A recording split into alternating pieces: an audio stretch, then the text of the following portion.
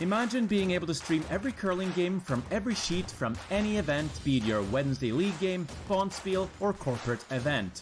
Curling Stadium offers an all-inclusive streaming solution featuring high-quality cameras, ease of use, great reliability, and minimal installation. Offering your sponsors customizable ad space on your streamed curling games and being able to sell video packages to your corporate events for increased revenue. With Curling Stadium, you can stream to any device, be it your mobile phone, tablet, or computer. Push the feed to your desired platform, be it Facebook, YouTube, or any other social media. Curling Stadium is simply the way forward. Where it's commonplace in other sports to televise every game, we want to do the same. Curling is a global sport, and it's time it gets the coverage it needs. Make your curling club the next Curling Stadium.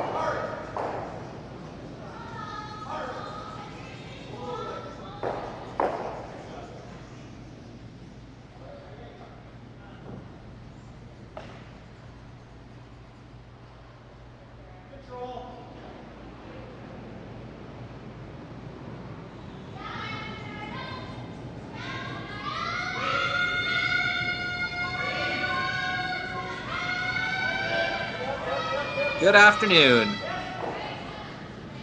Hello, curling fans. My name is Rory McCusker. I either am right now or will be momentarily joined by Jeff Chambers.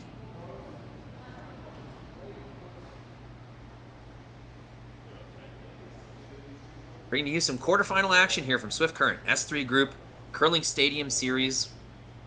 Quarterfinal between Stefania Constantini and Skylar Ackerman. Ackerman's team from Saskatchewan playing out of Saskatoon. Stefania Constantini out of Italy.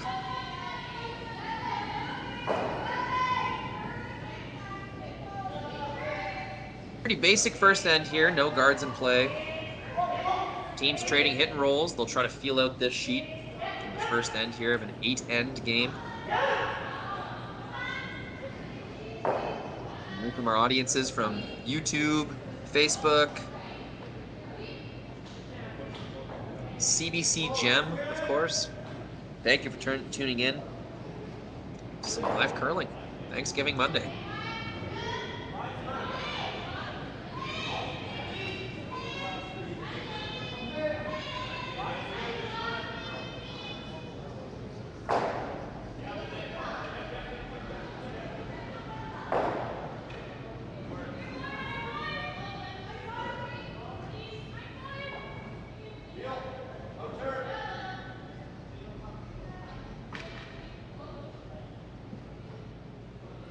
Team Stefania Constantini qualifying through the B. 1 loss this weekend so far, 4 wins, 5 games total. Skylar Ackerman, no losses, 4 straight wins to qualify through the A. 4 games on the ice for Team Skylar Ackerman. So both teams quite familiar with the ice conditions. They'll have played a few different sheets at this point.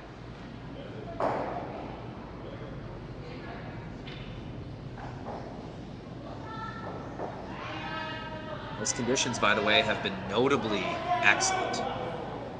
Very, very high quality. Lots of precise shot making, lots of very good consistency. Sweepers can operate quite confidently knowing what the ice is going to do. Their watches are trustworthy, and we have really seen the rewards of good ice making here this weekend with some really interesting ends where nearly every shot is made. It comes down to tactical decision making at that point. So us fans have been really entertained by this.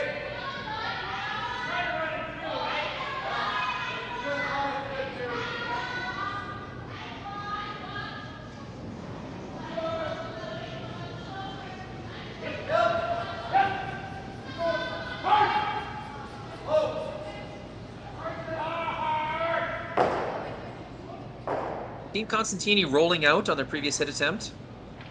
Allowed Skylar Ackerman to get a look at a draw weight shot to the wing. Constantini continuing to hit.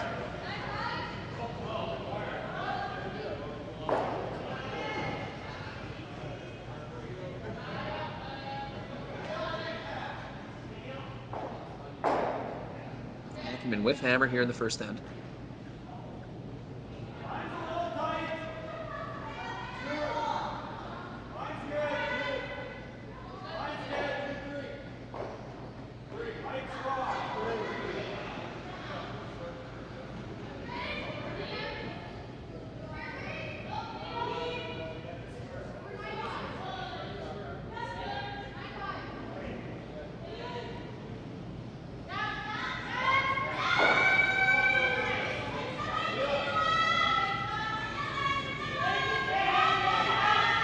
Team Stefania Constantini entering the focus of, the world's best teams, best players. They've climbed the ladder. Stefania winning a gold medal in mixed doubles at the Olympics, bringing Italy their first curling medal.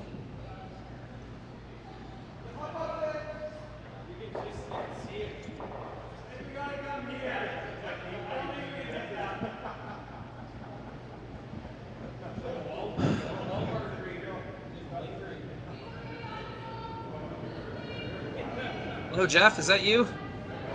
Hey, sorry. Yes, I made it here. I had some technical difficulties here, but we're rolling along here. Looking forward to watching a great game here. I see they're playing a pretty safe end in the first one, keeping it pretty clean. Yep, first 4 rocks, all placed with the rings. Traded back and forth. Skylar Ackerman got a bit of a look at a draw pass to the wing. But other than that, trading hits in this first end. Yeah, just getting a feel for the ice. The ice has been absolutely fantastic right through this whole weekend, and it's pretty great to see. Great ice maker, and the rocks are very solid too. So, yeah, their teams are noticing they're able to make a lot of great shots out there, but normally in that first end, people are still trying to get that feel and comfort. So, not shocked to see this strategy at all. No, and I noticed the same thing I'd mentioned before you joined on here, that, wow, the ice conditions have really been excellent. You can tell as a fan, just due to the shot making. I've seen so many ends this weekend already where nearly every shot was made, and the outcome of the end felt a tactical decision making and just exactness, preciseness of the result. That's a sign of good ice. No, absolutely. I was fortunate enough to play this weekend and experience the ice as we put in a local team to play a little bit. And I noticed when we played against the Kleider team, I said after about 5 ends, I've said they've made more doubles this game than I could possibly count. And the only way you're making that many great doubles and angles and things like that are with great ice and some good rocks. Absolutely. Yeah, it really seems to be responding to sweeping quite well as well. I've seen a lot of rocks held straight by sweeping and dragged further than I thought they might go. So it leads the ice surface here leads to those that are good sweeping technique. You really notice it with the younger teams that with the strong sweeping, how much further they can drag the rock along, and also the old classic corner sweep and angle sweep or curving, as many put it, is also pretty effective on this ice. You notice a lot of the better sweeping teams being able to take advantage of that. So again, great ice surface, and I know the teams are loving it, and yeah, we should be in for some good shot making. Very cool.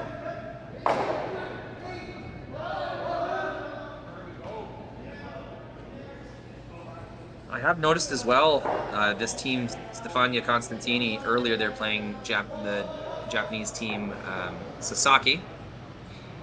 They were playing very, very aggressively without hammer, always relying on themselves to make the next shot, no matter how many opposing stones were in the rings. They just knew as long as they had a center guard, they could make the next shot, and they had trouble, and they did.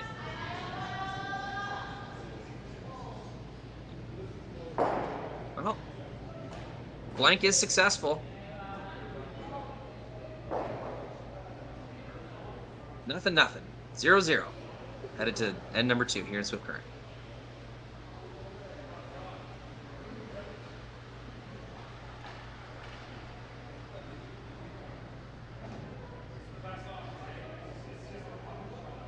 Just for now, yeah.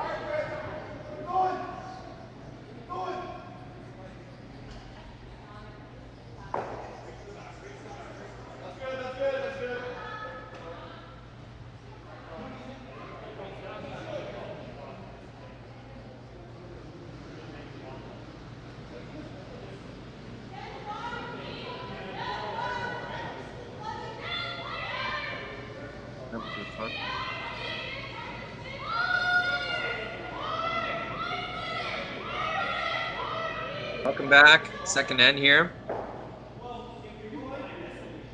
Basic blanked first end to start us off.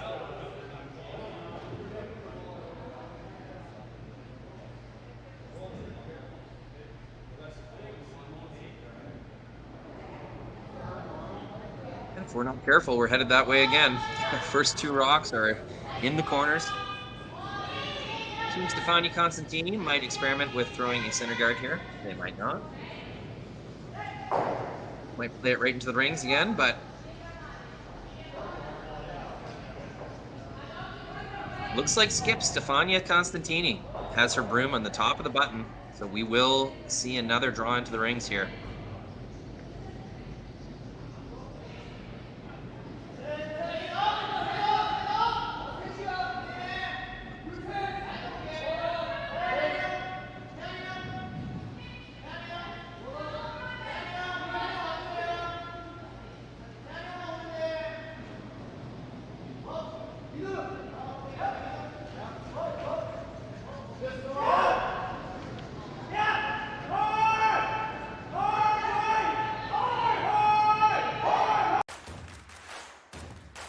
Imagine being able to stream every curling game from every sheet from any event, be it your Wednesday league game, bonspiel, or corporate event.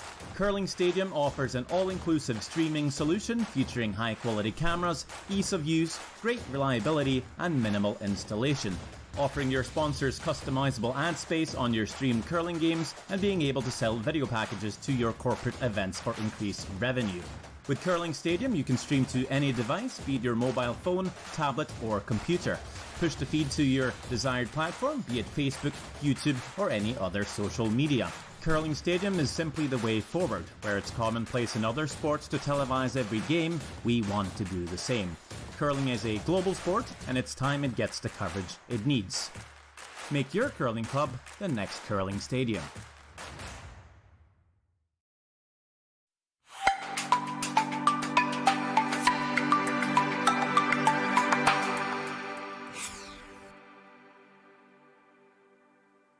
Or they made this call.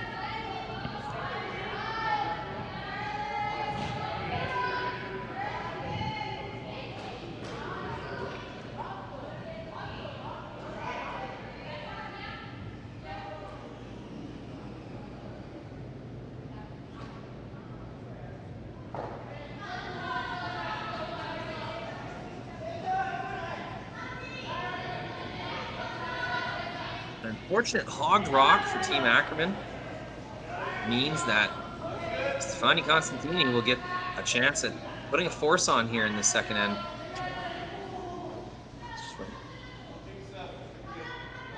Coming into the rings, flying 2 points, Ackerman will try to wrestle back control of this potential blank end. Otherwise, they'll need to rely on their skipper to create some type of frozen tap back angle scenario where they can try to tempt Team Constantini into ignoring their stones in the ring. With how conservatively Team Constantini has played so far, I doubt they're going to get that opportunity. Without some kind of miss.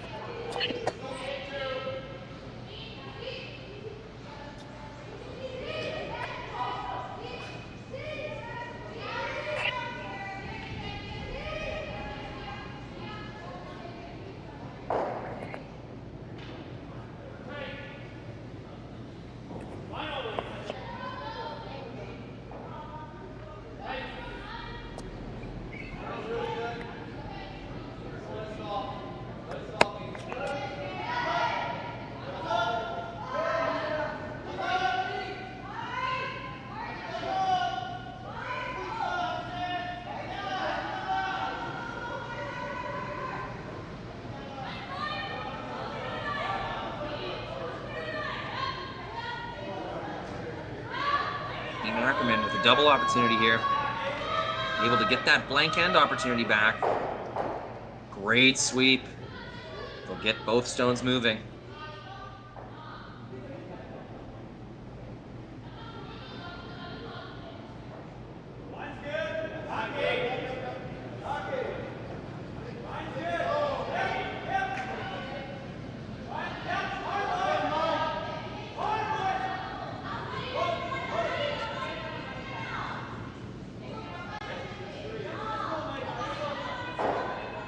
Soft weight hit.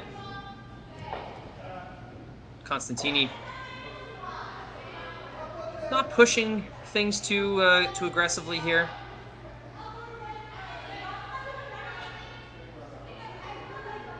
Definitely taking their time, making sure they're confident in the ice and themselves before they make too aggressive of a move here.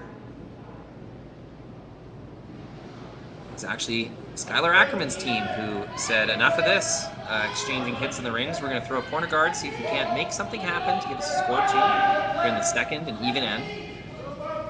But with that guard coming up short, the initiative fell back to Constantini. Put 2 rocks in the rings, and after trading a few more hits, Team Ackerman was able to get a double takeout, reopening the blank opportunity, the satisfying result for this open end for the team with hammer.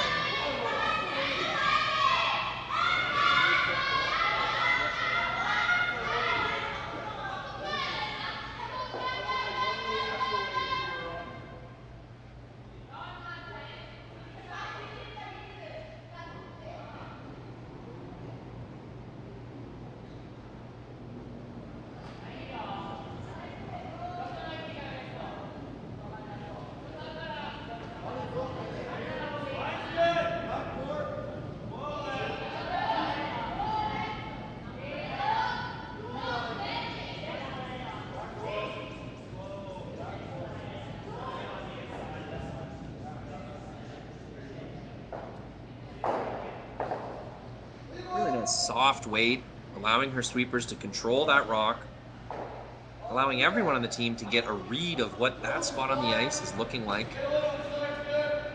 Sometimes you don't get as good of information when you throw a rocket, a big weight hit. It's just going to stay straight no matter what. That time they threw a nice control weight, maybe heavy bumper. The whole team gets to read that spot in the sheet.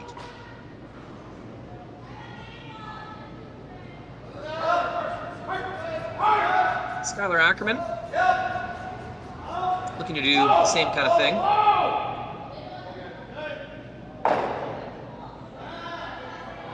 Gain an understanding of this part of the sheet. Try to make what is a routine shot while gaining some valuable information for later in the game in the process.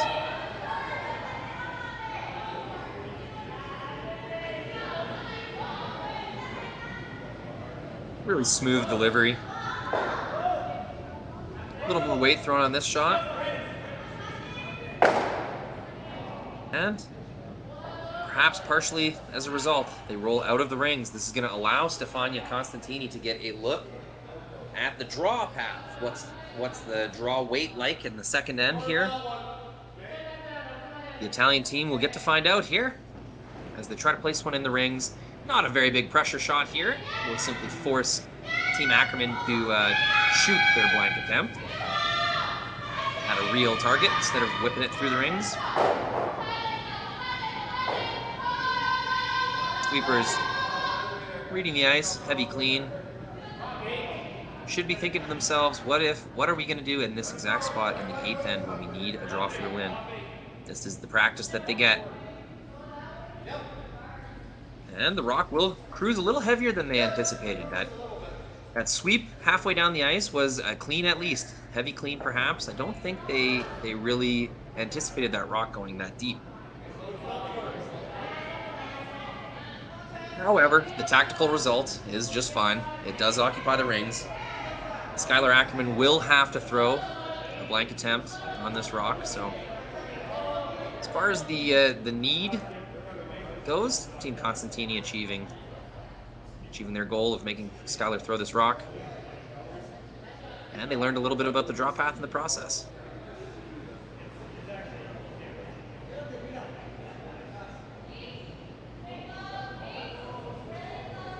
Stone here in the second for Team Ackerman to carry the hammer once again into the third end.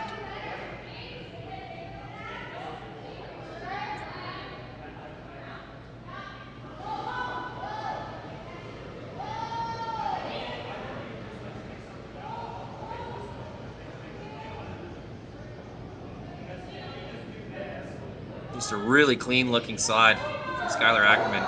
Could have kept that going the whole way down the sheet if she wanted to. Hits half the stone, successful blank attempt.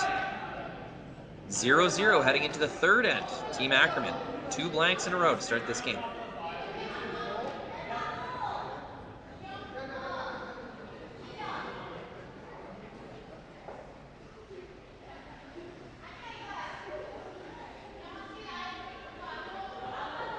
Where's your pizza? I have sauce.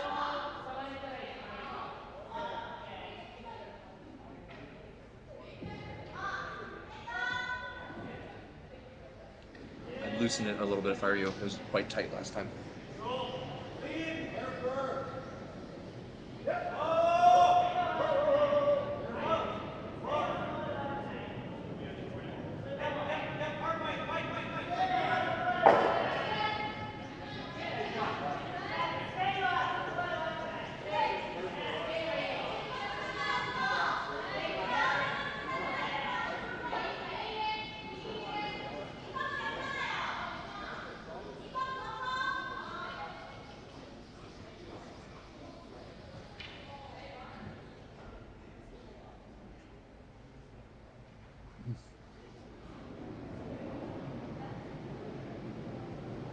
Gotta get on top of it. It's very difficult. Welcome back. The third end here, quarterfinal. Saskatchewan's Skylar Ackerman, Italy's Stefania Constantini. Very tentative start to this game so far. Other than trading hits and hit and rolls in the house. Excuse me. Other than trading hit and rolls in the house, Skylar Ackerman, the team so far to make a move. They attempted a corner guard with the second stones in the second end there. The corner guard did come up light. And Stefania Constantini was able to occupy the house with 2 rocks, thus forcing another hitting end. Team Ackerman able to make a double takeout, keep the blank attempt alive, and they did.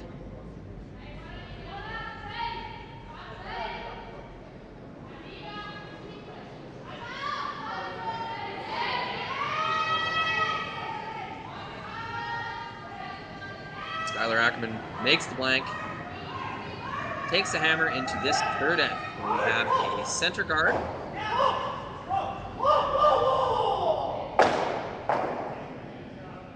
An attempted draw to the wing from Team Ackerman. That came up just a little bit short. That's fine, though.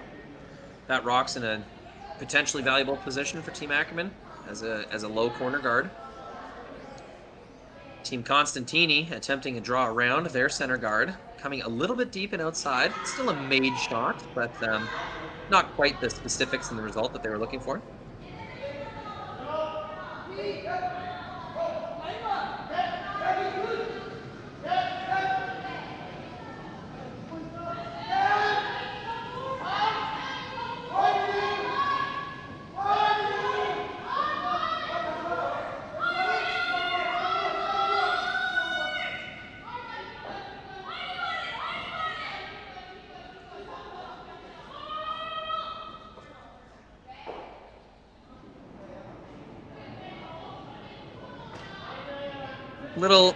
Little light and inside, killer combination.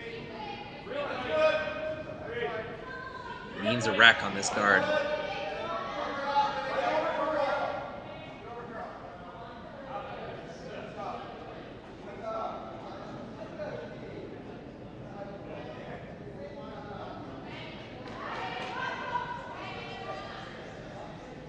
Team Stefani Constantini able to make another play on their center guard setup here.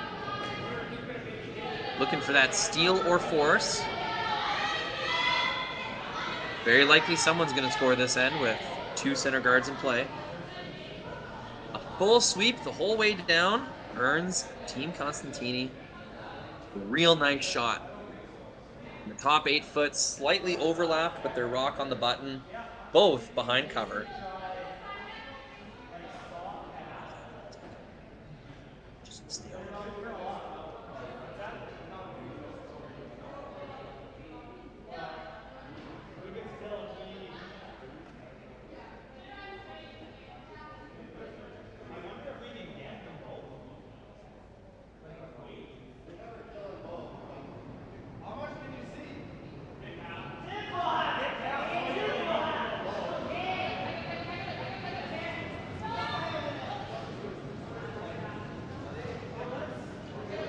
Big weight coming down the ice.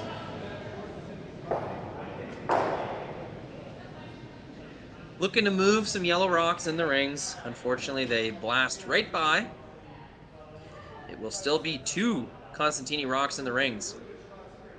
Team Skylar Ackerman will hope to make some type of action happen with a run back or a double. At this point in the end, prime scoring positioning is totally dominated by Stefani Constantini's team.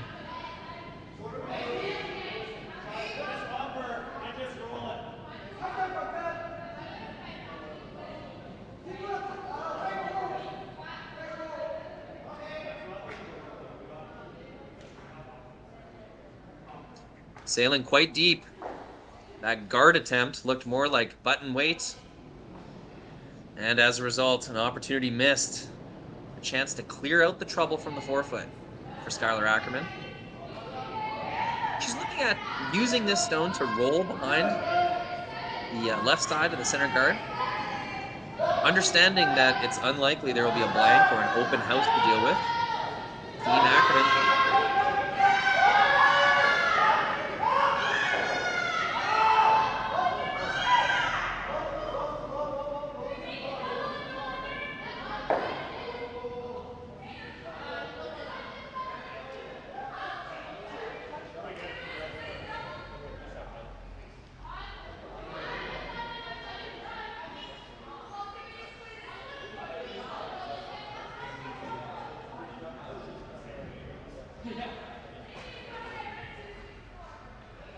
decision time. There is a double to clear the forefoot and roll to the right side. You can see Skylar signaling with her broom. I think that's what they've decided on.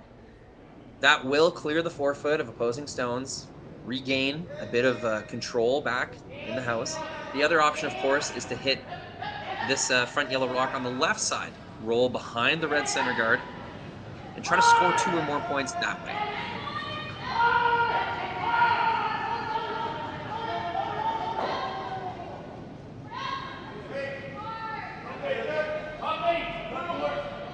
They're sweeping this hard, whole way down. They end up going the opposite way. They're intending on hitting the outside of that yellow rock. Rock over curled a bit, ended up in a pretty good position still. Only one yellow rock was removed, so Team Constantini still with the power in the 4-foot scoring area at this point in the end. Third rock thrower, Marta Lodesorto, delivers her soft weight hit. Outside sweeper already working on this rock. They will be getting a bit of curl. Looking for a little more.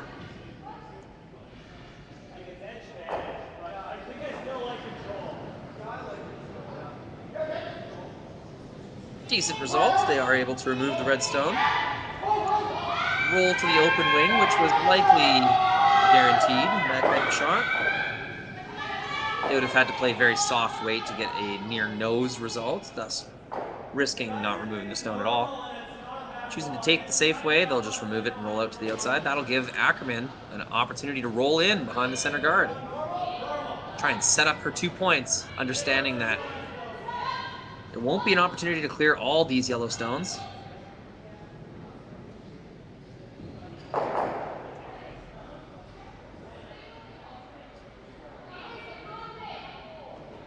Bit of a shove outside there. Had to go with a plan B.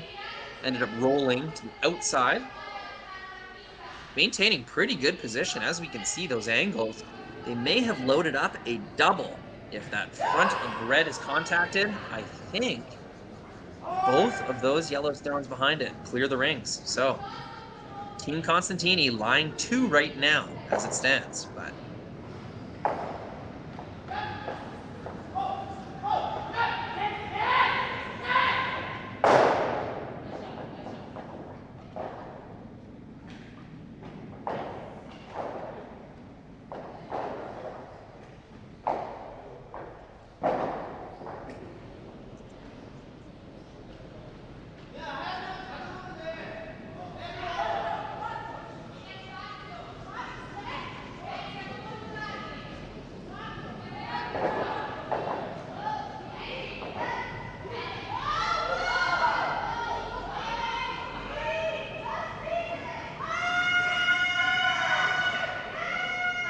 really big sweep here.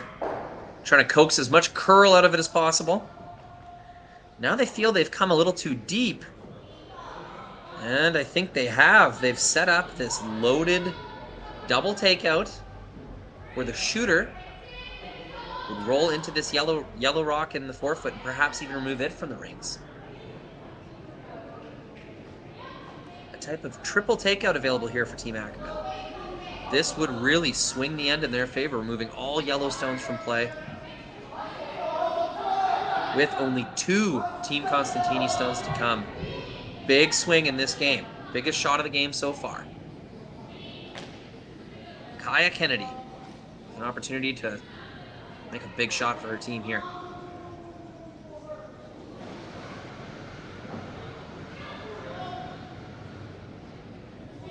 Good weight on this stone. Definitely enough to make the triple. Outside sweeper. Trying to get some curl. And she will blow right by. Right through the hole, as we can see on the right-hand side there. An opportunity to make a triple.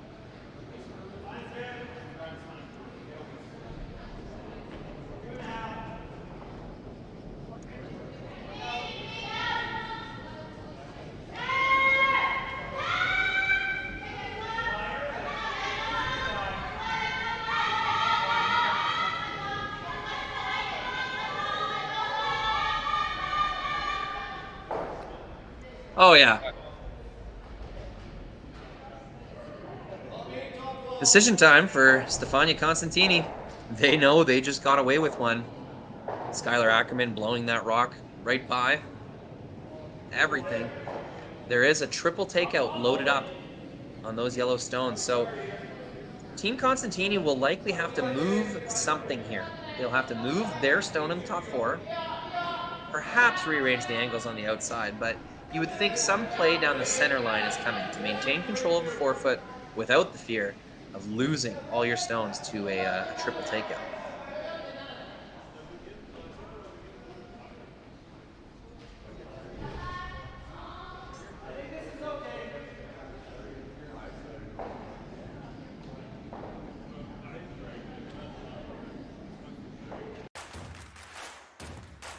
Imagine being able to stream every curling game from every sheet from any event, be it your Wednesday league game, Bonspiel, or corporate event. Curling Stadium offers an all-inclusive streaming solution featuring high-quality cameras, ease of use, great reliability, and minimal installation. Offering your sponsors customizable ad space on your streamed curling games and being able to sell video packages to your corporate events for increased revenue. With Curling Stadium, you can stream to any device, be it your mobile phone, tablet, or computer.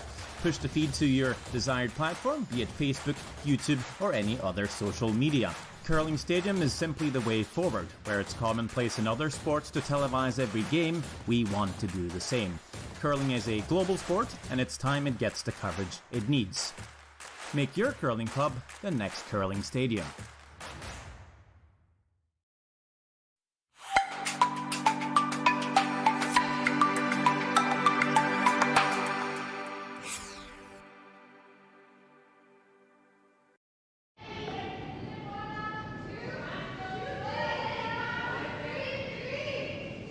Sweepers have been on this one more or less the whole way.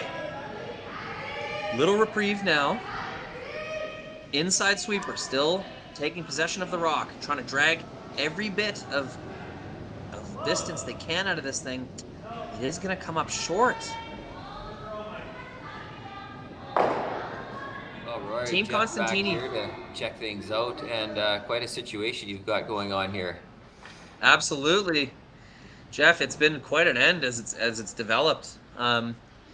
This hit right here from Skylar Ackerman was just attempted by third Kaya Kennedy, and she unfortunately put it through the wickets, right through the hole, blew by everything.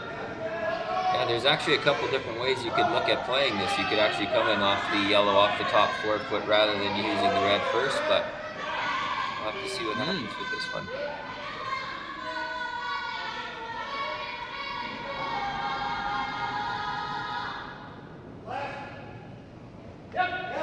Interesting that Team Constantini, after getting away with that miss, or sorry, what I should say is after the Team Ackerman miss, failing to remove their stones, they elected to play this in-turn draw, leaving the angles exactly like they are. Yes, you normally don't want to give your opposition the same shot over again. Looks like she's got a piece of this one. I read the angles wrong. I thought that yellow was loaded up to come straight back onto the yellow behind it.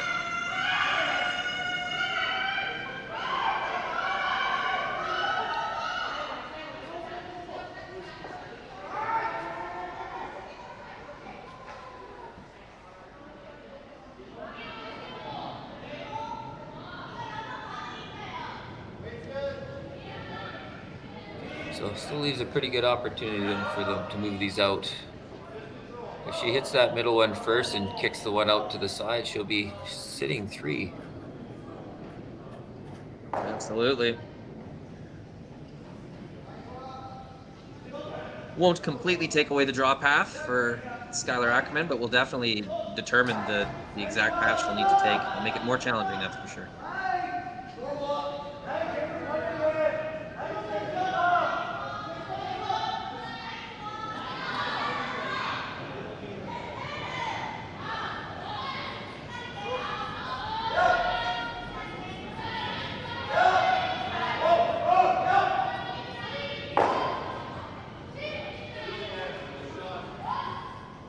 Intense look of concentration. Stefania Constantini. Terrific shot. Puts that rock exactly where she wanted to. Shoots both Ackerman stones out of the rings. Constantini lying 3. Force Ackerman to a shot for only a single point. Well, after that other miss, she'll be very happy that she has a wide open shot here, and taking the one isn't the end of the world. And she'll just want to make sure that she settles down in the hack, throws a good shot, and moves on.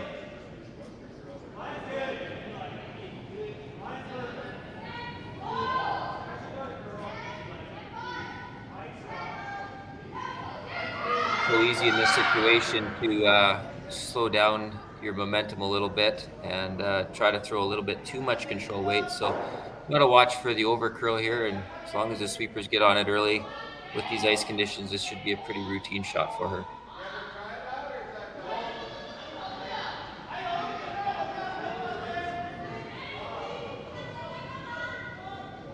Nothing early from the sweepers. Meaning is looking pretty good. Light clean. Gonna try to curve it in here a little bit. Let's see Skylar go whoa, whoa, whoa right out of her hand. She will catch the second. Oh, and just spin up. Not setting shots down. Will be a steal of one for Stefania Constantini in a back and forth end. Yes, get some excitement going there for sure. Skylar Ackerman will maintain hammer for the fourth end in a row when we come back.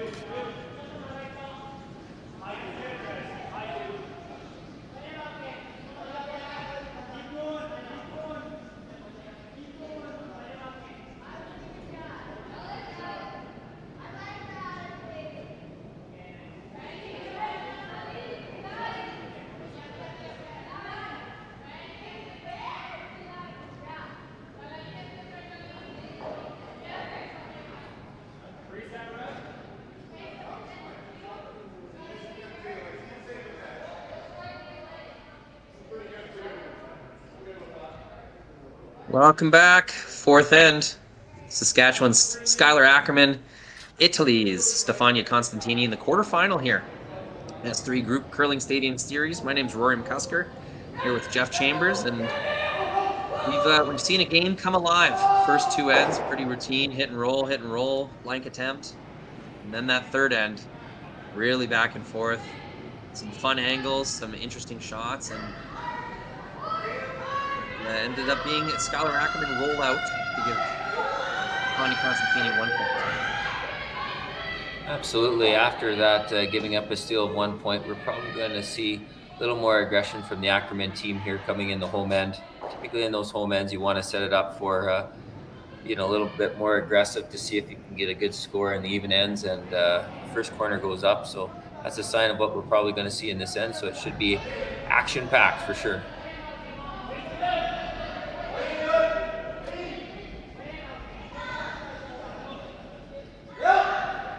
Yep, Team Constantini really not pushing play that much so far. Content with leaning back, just taking care of the opposition stones without hammer, not wanting to leave anything sticking around. And was able to apply some pressure last end. We'll try to do the same here with an open shot at protecting their rock in the scoring area. I see this back sweep technique a lot from the sweeping players on Constantini. Really pushing the momentum back into the rock. I suppose trying to get some more curl. Yeah, it's definitely a technique. It's actually a technique that I've been using for the last 2 years myself when I get out there, just because with all the research done out there, it's the slight scratching of the ice surface, very minuscule, but somewhat of a scratch surface that the rock will grab, and by having your brooms going on those same angles, in theory, that's going to help that rock curl in there more. So I guess it just depends on your beliefs on it. It's something that I believe in because I've seen in action and understand how we get the curving action of the rocks, but I guess it's in what you believe too and what you like to see coming down the ice. It's fun to play a sport where there's still a little bit of unknown, a little bit of figuring out yet to do. All the secrets haven't been discovered yet. There's still a lot of kind of advancement happening in front of our eyes when it comes to curling. So it's fun to be involved in a sport where you get to learn and kind of pioneer the new ways of doing things. It is. There's a lot of there's research going on out there, but definitely not near as much research. Obviously, the funding isn't there to do those research projects like there is in other sports. But they're definitely, everybody's trying to get the edge. I know a lot of research is done right out of here in Saskatchewan, and we've been a big part of learning the different through testings and things. So it's very exciting for the game, and you're right, there's so much more to learn. We've had some amazing shots making in games in the past, and thinking back, those teams will wish they would have known maybe a little bit more about the sweeping techniques, especially back with the hairbrushes and things like that. So pretty interesting stuff for sure. Absolutely. I always make fun of my mother, Joan McCusker.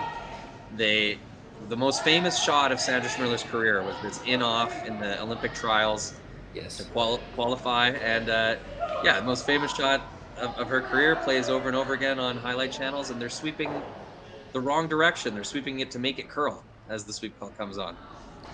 Well, back then they were they're expecting it to curl a little bit more, so they would have iced it differently too. So it kind of just got built into the plans and without even really realizing it. So it's a good point.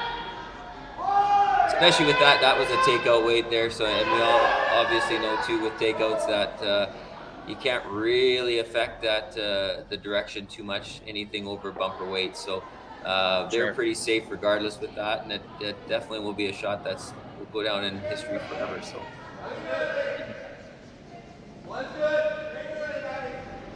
when we really found out how effective the sweeping was quite a few years ago. I actually don't know how many, but the McEwen team, especially when they went to the hard line and the illegal, well, they weren't illegal at the time, but they were it was like a steering wheel. The teams just could control the rock all the way down the ice, and they were literally having 100% games at that year, and they knew they had to change something, so they went to a softer material now, and it's a lot harder to curve the rocks, but for a little while there, it was like having a joystick down at the other end if you knew what you're doing.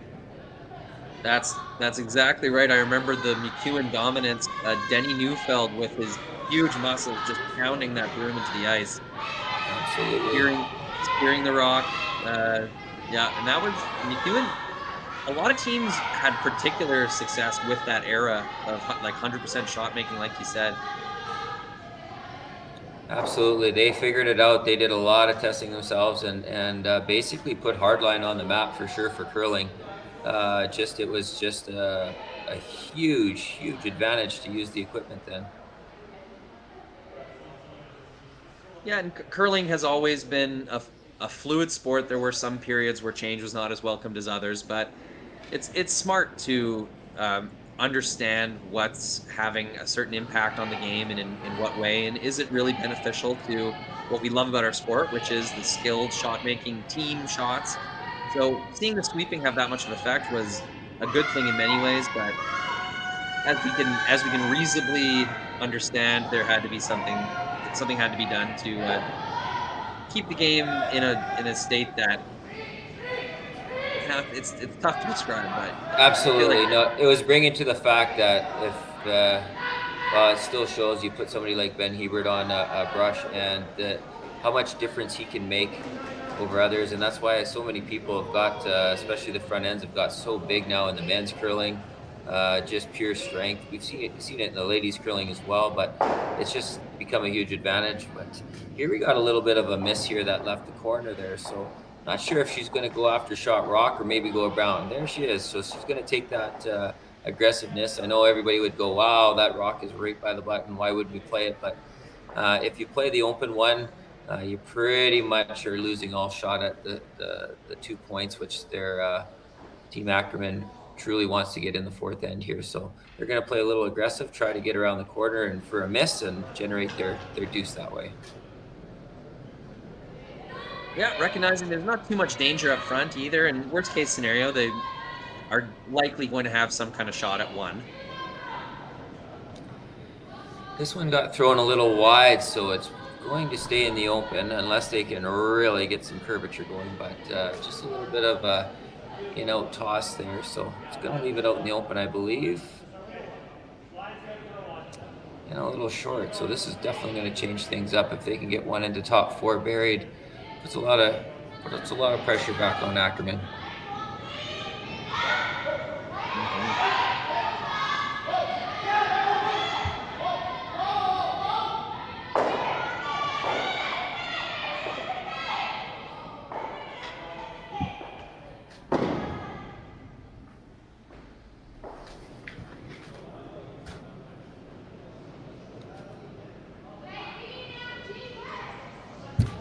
Marta Lotasorto, the third rock thrower for Team Constantini.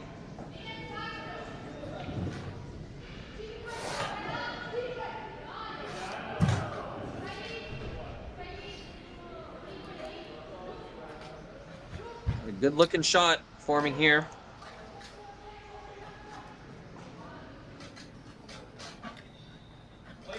We're expecting to see a pretty close game here with these two teams as I was looking at their records, and the rankings are so close this year, and Team Ackerman's been on a winning streak this whole weekend, so we knew it would be a really tight game, and they're showing that so far. A little bit of chasing maybe for Ackerman so far, but still early enough in the game, but let's see if she can get some action here. Maybe she'll try to hit that back one and roll underneath, so they're going to have a little discussion here and see what they like the looks of. That's looks like Skylar's call, which I think is a pretty good choice, but yeah, you have to make your choice right now on how you want to play that. Third Kaya Kennedy just coming down, signaling at the earlier thrown rock, her light draw, asking Skylar, hey, would you like me to get this out of the way? We can maybe run this back, try to clear things out, clear things up for your rock. But it looked like Skylar responded back with, well, no, we're in it now. This is our way to get 2 points, is to roll under this pile here. So let's go for it on your stone here.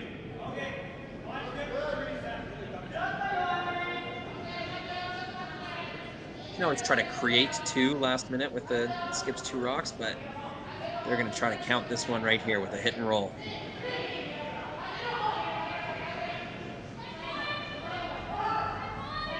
Looks like she got this one outside just a little bit too.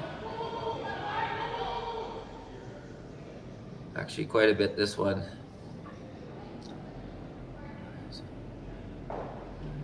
Kaya just struggling a little bit with that in turn there by the looks of it on the release, but that'll make things a little bit tougher now. The missed triple attempt in the previous end was an in turn as well, which she did throw outside of the broom. Might be something that they'll definitely want to talk about, and I see the coaches in the background there, so keeping track of that for sure. And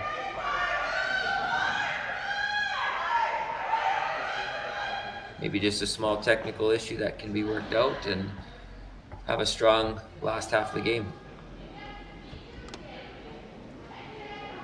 Now they're just a full team discussion on this one. Normally you wouldn't need the whole team, especially when you're sitting 2 and sitting in such great shape, but they don't want to lose any problems, so they want to make sure they're covering all their angles on where they put this rock. Yeah, understanding that the previous 3 ends had been, for the most part, until a few mistakes and a few come-arounds made, pretty open, so they're sensing the moment.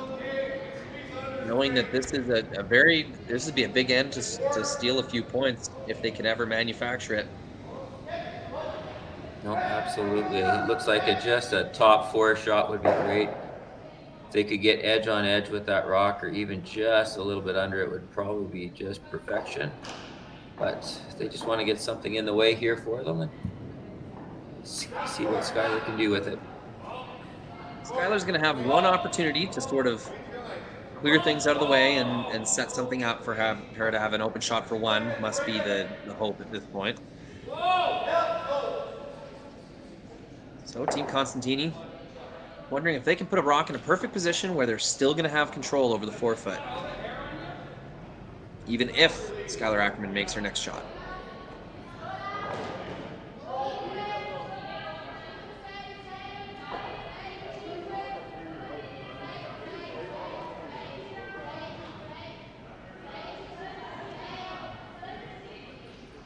Stefania following this one down. Pretty happy with it so far. Looks like it's going to cross on the front one a little bit.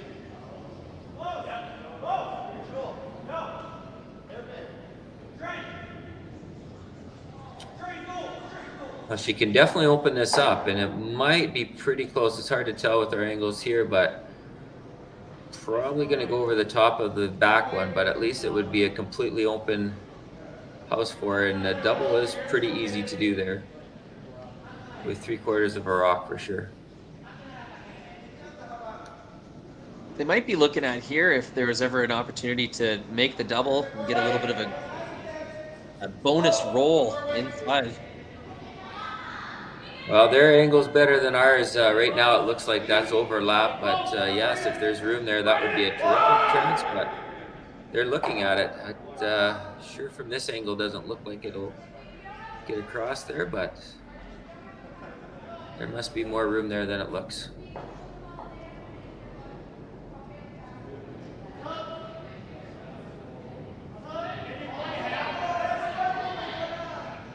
Yeah, they're confident they can get rid of these 2 rocks. It's just a matter of where they want to put the shooter afterwards. If they can find a nice spot, and maybe somehow have a chance at counting it on her next stone. There's Kaya just showed the other side, which I definitely think is a much easier shot. They can hit right almost where that broom is. Mm-hmm. Then they're just going to be able to hit and roll over to the side, forcing Constantina into hitting the open rock, and then that should open up the back one for their points still. Yeah, I guess if you didn't think there was a realistic chance of you counting this stone, you may as well just make the double in the most reliable way you can. Yeah, at this point, I don't think she's thinking 2. I think she's thinking, man, we got to get our one and get out of this end and reload, at least with the tie game. Yeah. 1-point game here. Skylar Ackerman's first rock here in the 4th end.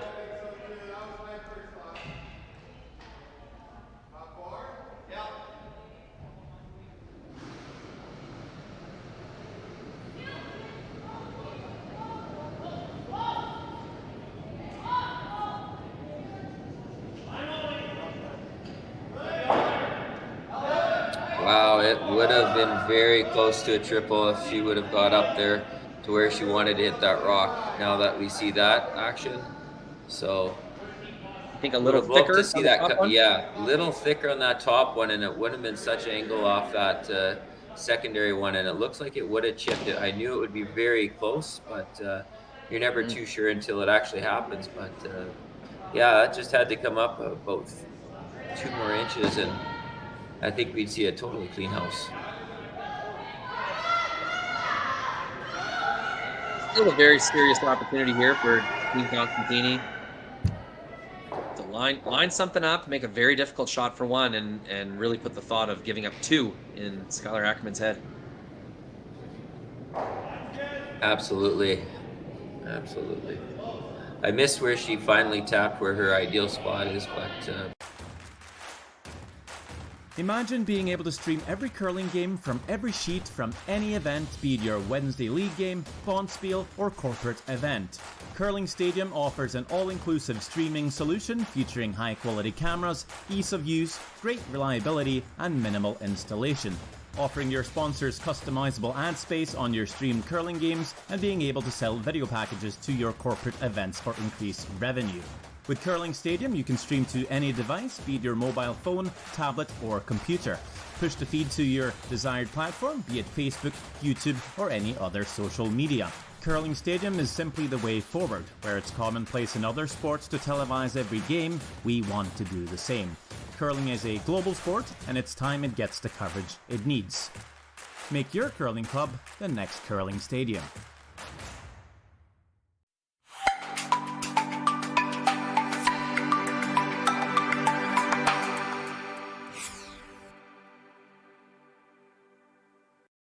play this double.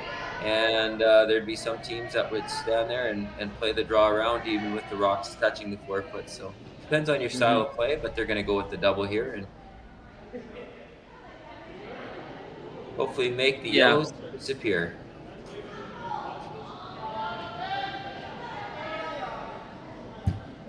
Yeah, with this shot, weight not being the only variable here, that rock is deep enough and kind of on the outside of the center line enough that you would probably have to change your path to the 4 foot a little bit from what you were used to throwing. For example, your last stone draw to the button earlier in the day. Be a bit of a new path, so they'll take on the hit.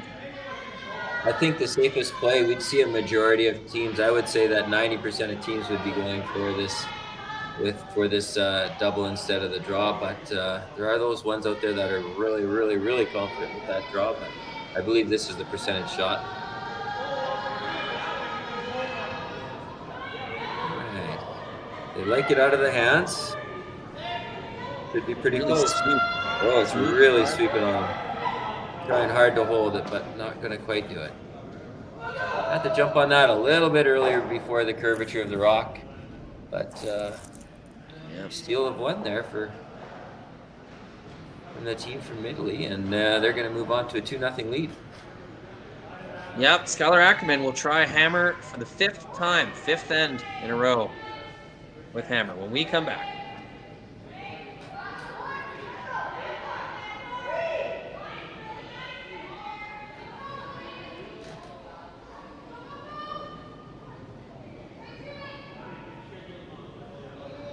I've seen a few this week when they cross the center line, they really go, and that seemed to happen there. We noticed in our game as well when we were playing, the closest you got to the center line, there was a little bit of a jump on them, so you really had to anticipate it and be ready for it.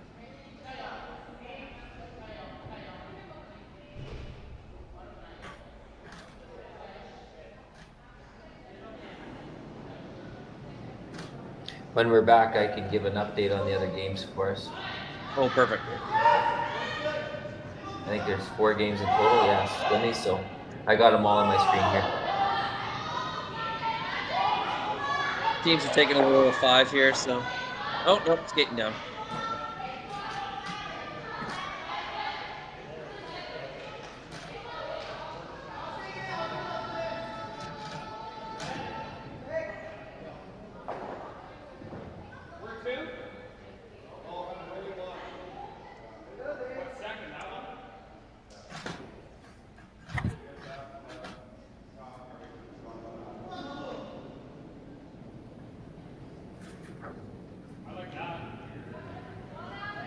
Welcome back, everybody.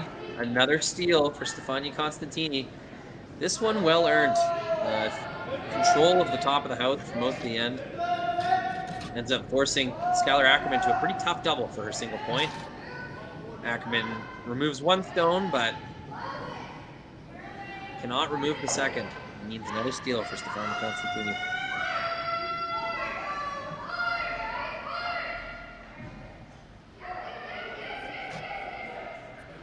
Just a little update on the other semifinal game for the women's. We've got Team Ha from Korea taking on Team Tisdale from Regina. And Ha is up 2-1 after 3 ends. They're just playing down in 4 right now.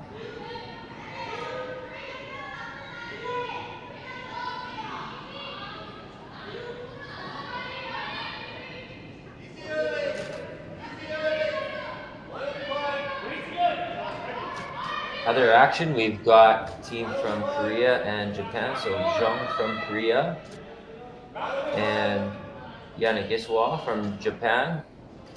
Team Japan is up 4-1 and they're playing in the 4th end as well. And then we've got Team Laycock playing against Nap in the other semifinal, and Laycock is up 3-2 over Team Nap and sitting pretty good as they're in 4 with hammer.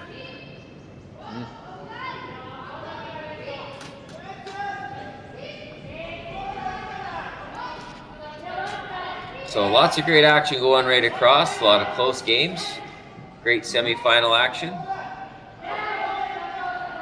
A lot of the top teams all left. A lot of the top seeded teams all still in the event, as they're enjoying like the great ice surface that Jason Broughton and his ice crew have given to us here, right here in Swift Current, Saskatchewan.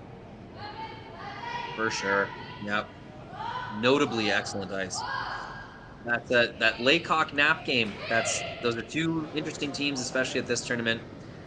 Kelly Knapp seems to just take another step every year, getting better and better. That Laycock team, a lot of experience here in Swift Current. So I'm sure that's a highly skilled game going on over there. Absolutely. The guys took a little bit of an advantage, and they went golfing yesterday at the Elmwood Golf Club and just enjoyed an afternoon off and some great weather here. It's not normal for when you're at curling events to have 20-degree perfect weather outside, so the guys definitely took advantage of that.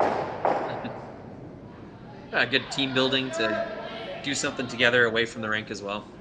Absolutely. You got to make sure that you have your recharge moments. You can't just go hard all the time. The brain needs a break, and the bodies definitely need a break from the curling action. I can attest to that, as my body is so sore from playing those games. Just got to be careful to not take your golf game too seriously and waste some frustration on a golf game instead of saving it for the rink. That is true. Both very frustrating sports for sure. Just when you think you've got it, something can go wrong. So I talk with curling friends all the time about why do we choose these precision games, these games like I got some competitive 5-pin bowling friends. That's another exact sport where you need to be on the ball constantly. Golf, repetitive motion, good swing thoughts. Even something like billiards, playing pool or something like that. It just seems like curlers and golfers and bowlers and something about Canadian sport that just the more difficult it is, the more addicting it is as well. Absolutely. Well, all those sports you mentioned, none of them are reactive sports. And so you're not reacting to situations, that you always have the time to create your own situation. And that's where the mental game gets so tough. Whenever you have time to actually think about what you're going to do, a lot of times that we overanalyze and that's when it gets stressful. So yeah, we know the power's in our own hands to play perfectly, and you know those standards. You end up holding yourself to that standard. Once you've hit it once you know that you can do something well if you just put your mind to it. Nothing else is satisfactory. You know you want to get in that zone every time. Well, we have a rare miss here from the team from Italy here, so that's just going to open it up. Skylar was very determined to use that corner and ignore all the yellow rocks, and it definitely paid off for her there, and now she still has that corner there. So now they're going to decide if they want to hit and just split the rings. A lot of teams might want to take a little more aggressive approach if they're looking for a 3-ball and actually draw another one in behind the corner to set up for a possible 3. A little early in the end for that, but that would definitely be an option. Mm-hmm. Looks like they're going to choose to hit the open one and just stay there and see if they can just go shot for a little while.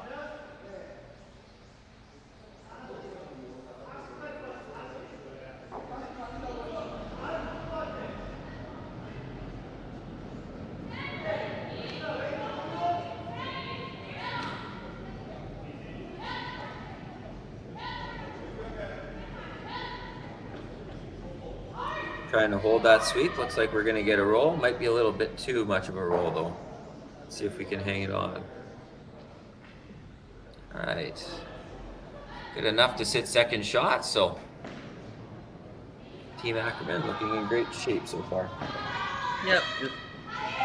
Kept her weight on the nice side of normal there. Able to control that rock.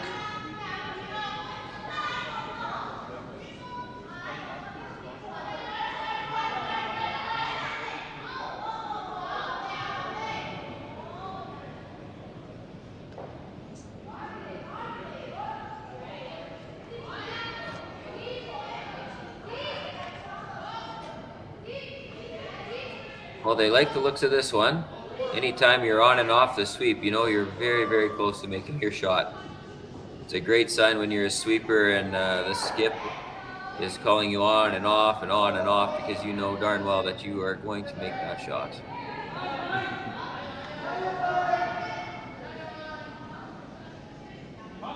Gonna call, looks like a call is for bumper weight or board weight, depending on where you're from, what you want to call it, but a nice little short controlled weight. See if they can stick around, keep the pressure on.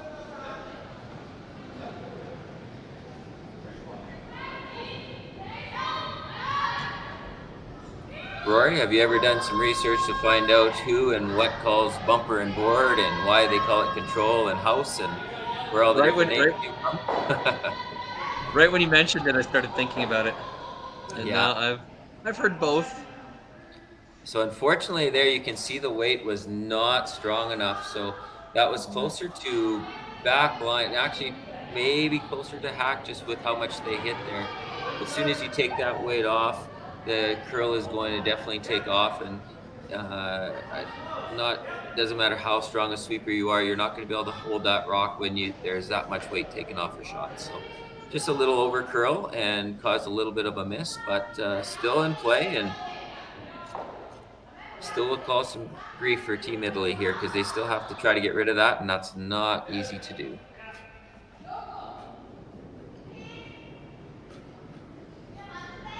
Yeah, it's going to take an extra shot for Team Ackerman to count their rock in the top 12 foot now.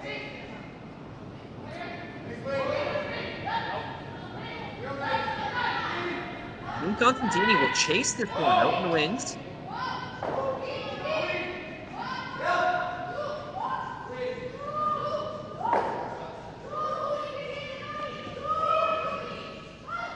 You can see the weight really coming off of this. Yeah, they took a very wide look at that to try to bring it around. So almost great shot. They just needed a little bit more weight there. So I think they managed to get it out into a second shot now. So this allows Ackerman to still sit two with a little bit of a hit and roll over.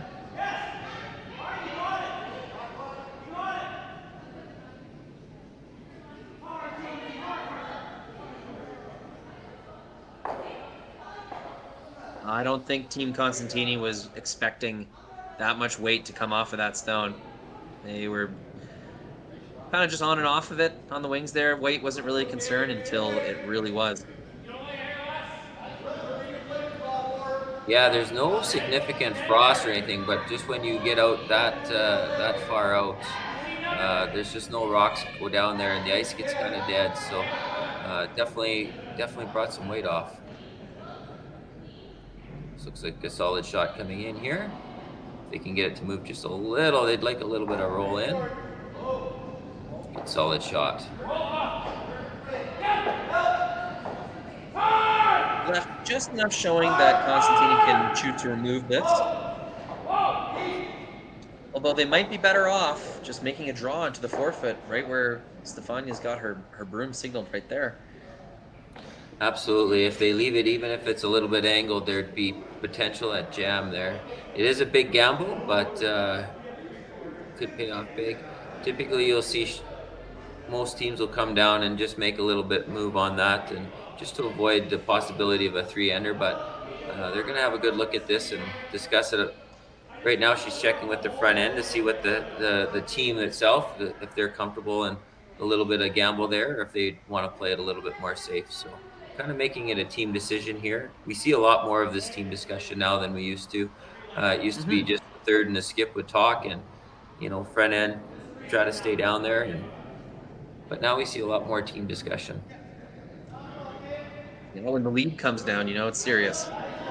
The leads are big parts of these teams nowadays, for sure. That's they're well-rounded. The whole team has input. The one time you won't see this is in timed events. The unfortunate part about the circuit here is there's no time clock, so the teams definitely take advantage of that. We see some teams more than others discuss, but in other competition, when they get to the top end, when you're looking at the time clocks, there would be no discussion for something like this. For sure, or few and far between at least, where you know that you're sacrificing a lot of comfort later on in the game by taking the time to do that. Correct. Team Cooey never worries about that, but as we've seen them come down to literally seconds on their clock many different times in curling. Definitely the teams that I've noticed this weekend playing here in Swift Current, there's been some pretty slow games just because of the amount of discussion and typically from both sides. I've noticed the same, and that is also early season might have something to do with that, especially these international teams that have performance quotas. They're expected to perform at a certain level, and it's a big deal to them especially, and as they practice, especially these international teams, a lot of the Asian teams specifically, as they practice, they play ends very slowly, trying to understand exactly what the trade-offs mean in these ends. So it's part of learning, it's part of maturing as a curler. But like you said, once the time clocks are ticking, there's no way to interpret it. You're either on time or you're not. Absolutely, and you can see a good example of these two very young teams. So, not big experience on either side. So they're definitely going to want to discuss slots, and like you said, they're learning as they go for sure. This looks like not a lot of ice for this shot, so we'll see if they can hold the sweepers, and maybe they know something that I don't, but that's pretty aggressive ice for a draw freeze to the back one, which was the call. Anya actually signaled for a little less ice in the hack as well. Very interesting. It could be the type of throw they do too. Decent amount of rotation, nothing particularly. Yeah, a lot of times you'll see taking less ice if you have an in-out move, but she's a very square thrower, so she squares herself up to the broom. So really curling across the center line, as we've seen a couple rock shoots so far. Will they get it by? They do. There it goes. So there you go. It is going to over curl a little bit, but geez, you got to call that a made shot. Yeah, they definitely want to get the freeze, so it just over curled for that, but it is hidden. I don't know if there's enough room there that they can come down with enough weight to poke it through there. If they do, it would sit through, but that's a very difficult shot. There is quite a bit of separation from the top of the house, but lots of room to curl one in there, make a little tap if that's what you wanted to do. Well, this is an interesting look here. So Kaya here is pointing out that the fact that if they use that red one, obviously you could try to run the red one straight back, but you'd probably lose the back too. But the other option is just to come down and try to angle that red onto the yellow, keeping your red in play. Probably would spin over a bit, and then your shooter would go over to the opening up the back. So they look quickly at that. Looks like they don't like that shot. Skylar didn't like the looks of that, so they're going to just choose to draw up and corner freeze and see if she can make something happen on her last one. But you can definitely see the difference in ice here. They're taking almost probably about 7 inches more than Stefania there. So they're definitely taking more ice, and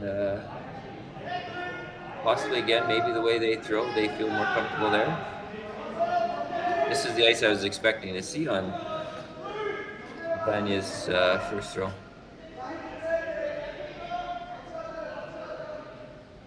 Definite difference in ice.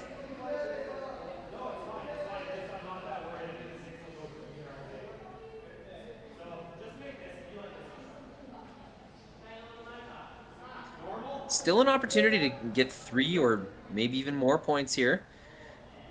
Line second and third shot. Yes, if she can get corner froze here, it's set up a big opportunity for a big end. There would be some sort of shot, you would think, so. But got to make the first one first, so let's see if she can put this on there. They like it out of her hand.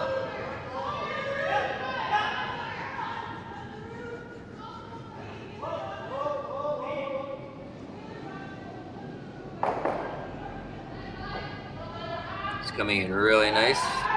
Keep it curling. All right, unfortunately, came up short. So, but it's a user-friendly rock up there. They can definitely bring that back on an angle. So, Yes. Yep. she's definitely going to be looking at how to get another one in there. They're probably going to bring one around half frozen, probably, or try to get right on the button would be probably ideal for them. But they definitely don't want to take that for granted. They want to put another one in there. So. Again, not taking very much ice. This is about as little as ice that you will ever see any of the teams taking to draw to the center line. Yeah, so she must be adjusting for some type of rotation or slide drift or just some way of throwing that she knows she is confident in repeating. Absolutely, like you said, because to get to the piece of the button, it's typically just inside or where the 8-foot meets the 12-foot would be a typical draw to the button.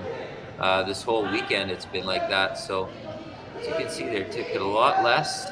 And but again, depending on the team's throw, they know better than anybody how they throw it. So we'll see if she buries another one in here.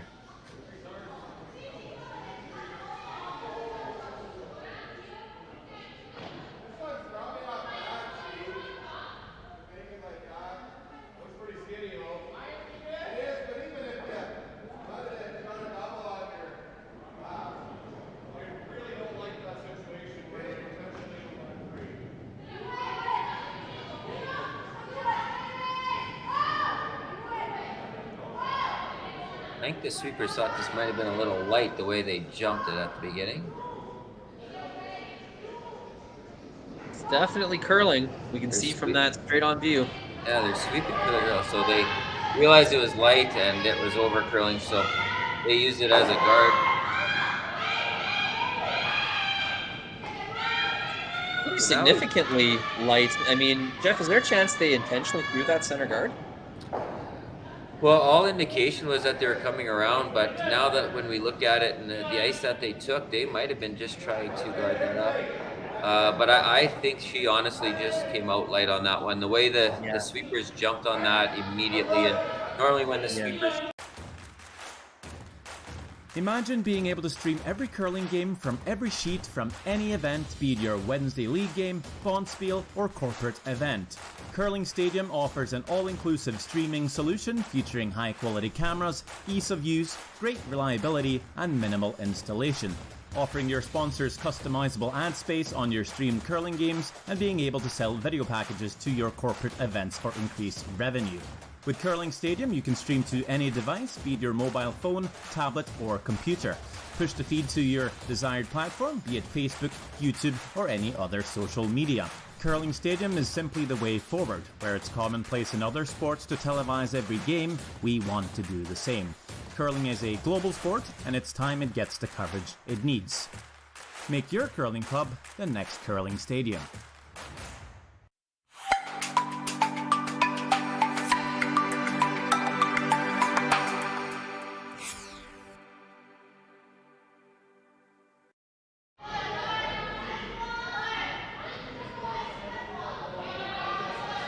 This is a lot of ice for a run back, so we'll see what kind of weight she's planning here. I didn't see the weight call.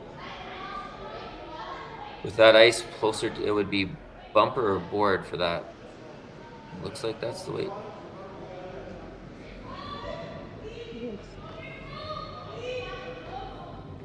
It's enough weight to curl for sure. They might be trying to manage the stone for 3 points. If not 2. Big sweep here coming down the ice.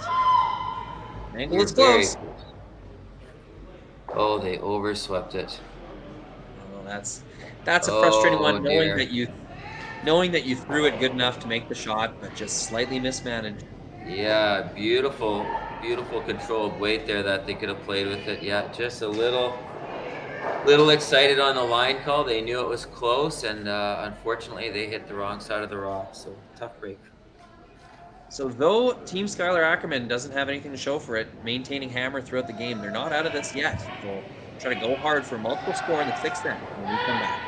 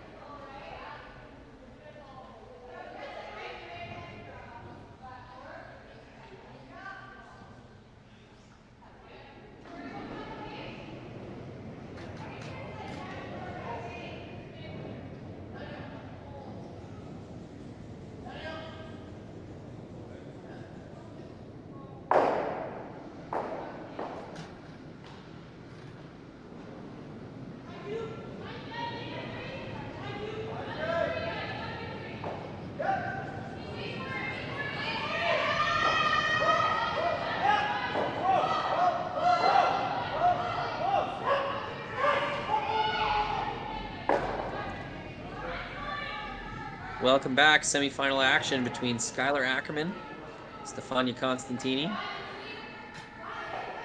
Some interesting ends brewing up here. Lots of opportunity for Ackerman there in the 5th end. A couple things here and there. Put the control back in the hands of Stefania Constantini. A tough shot for 2, perhaps 3. Nearly made perfectly, but a very difficult scenario. Just a second or 2 of missed sweep. And the Ackerman rock just rolls a little bit too far to the side, leaving the Constantini stone as a counter for another steal to make it 3-0.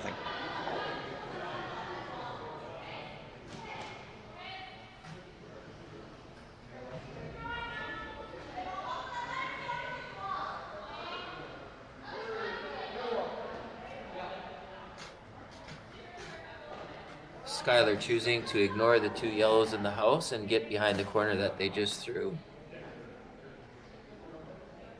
Trying to generate some opportunity for some extra points. A lot of time you'll see a second guard go up, especially in this late in the game in the 6th end, to try to generate, because they're pretty much looking that they're going to want to try to generate a 3, even though they've been scoreless so far. But you definitely want to tighten this up. And they're going to want to go really hard in the 6th end. So we'll probably see lots of rocks in play. Looks like this should be a pretty good start. You should be able to curl it and get it back. Looks like it'll be 3/4 open. So Constantini will make sure to get up there. They might just, they can't peel the guard yet, but they can make a play in the house. So they'll remove that red rock.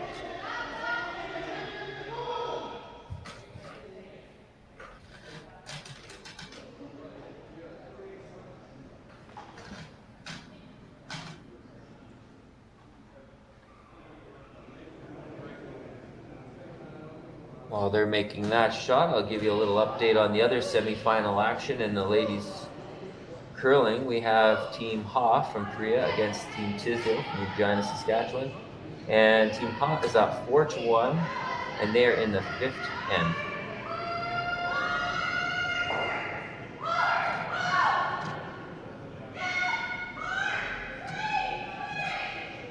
Also in the men's semi-action, we've got Team Japan against Team Korea. That's Jana Tisdale. He is up 4-2 over Team Seungyoun from Korea, and they are also in the 5th. And our other semifinal action is Kelly Knapp against Steve Laycock. A couple Saskatchewan teams that are well-liked, great guys. Definitely played against each other quite a bit, and Team Laycock has opened up with they're sitting 6-2, and they are also in the 5th end and looking pretty solid there. So Team Knapp's going to have to find some magic here to see if they can do some catch up, but still lots of curling left.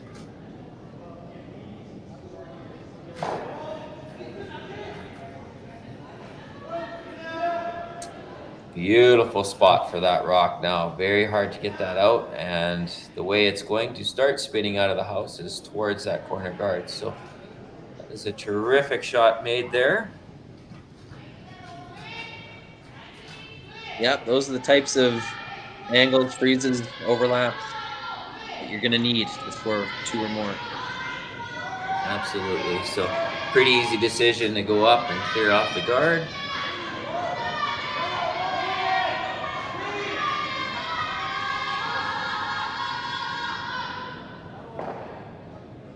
And that will move things around and clean up the house more. And she's not worried about taking her own rock out there. She's sitting pretty comfortable with the 3-0 lead. So losing hers in the house was definitely some collateral damage. Not too worried about it. Now Skylar will figure out where she wants to put the guard and know that it'll be chased, and she'll have to plan out her moves a little bit.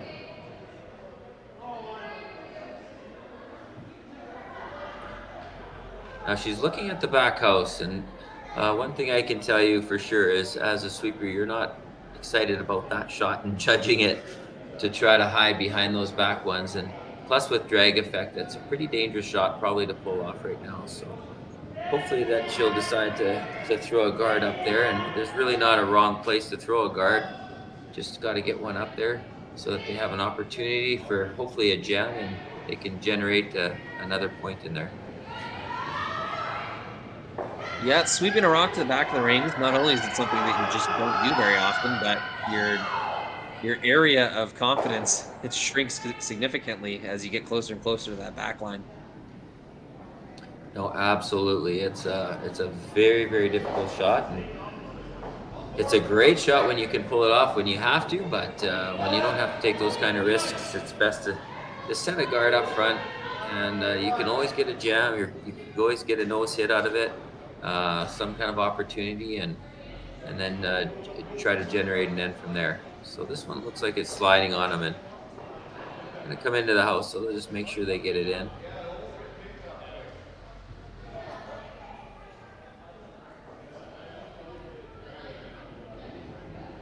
This might leave an opportunity, yes, to roll over, and if they actually hit this thin enough with just a quarter stone, they could rattle around that red and unlock the yellow, which would be totally ideal for Constantini here. So she'll be looking at that for sure. If she can get that moving around, it'd make her very happy. Yeah, instead of wasting a rock just on its own, unlocking that, you might be able to hit an opponent's stone and unlock it all in one. Absolutely. So this came up. So now it'll be a decision to come around it, and she's not taking any chances. She's going to get behind there. So great call from a young skip here.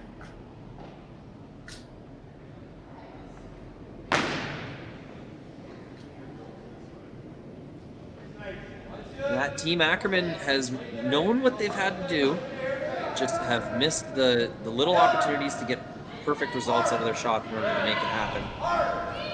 Quite a few times this game, there's been a favorable situation, and they just haven't quite been able to be precise enough to take advantage of it.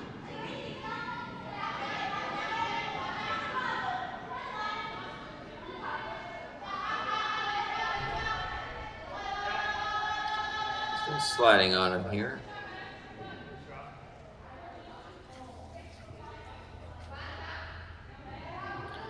So showing them half a rock, but again, that's still a good shot. If they would have perfectly buried it, would have forced them into running their own rock back, but showing a piece, so going to tease them with it, and anything, as we know, can happen with these precise shots.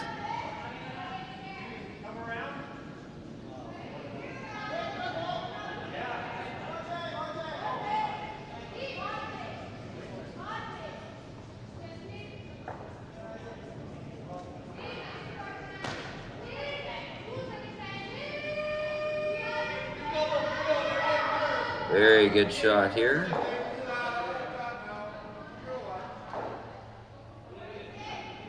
Yeah, well swept. Won't change the shot. Another yellow one in there, but won't change Skylar's decision here. She's going to try to get another one in there. They've just saw it come down there, so they know the line and they know the weight, so should have a really good opportunity here to bury one and try to get at least 3/4 buried.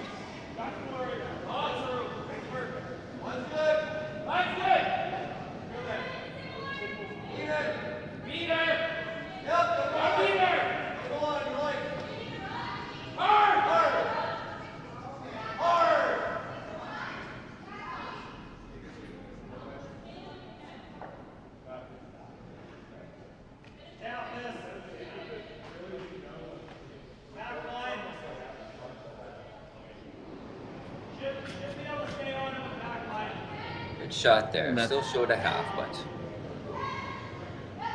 that's going to work just fine. There.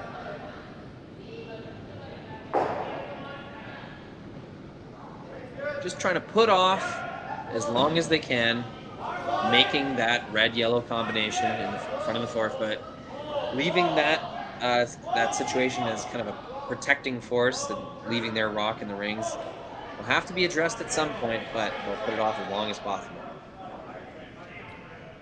Absolutely.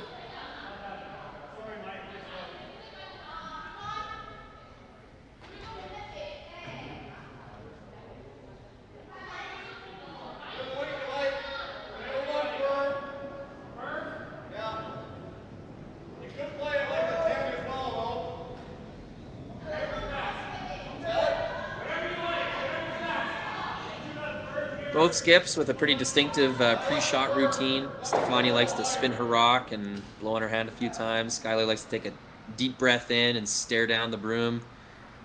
It's good to have a little bit of character with these skips, and hey, all eyes are on them at the end of the end. They got to do what they got to do to get themselves in the right mindset.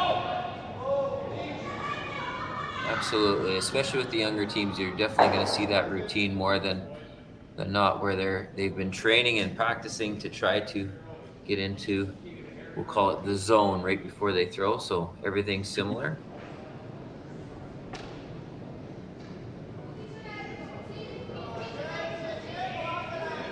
Early call here from the skip.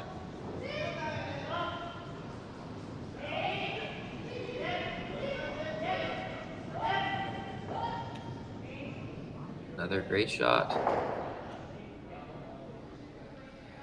So this is going to change things up a little bit, because now the draw behind the corner will not be third shot. So Skylar will have to change up strategy here, unless she feels she can make that raised double off there, but might change up thoughts. She might have to make a play on that one now.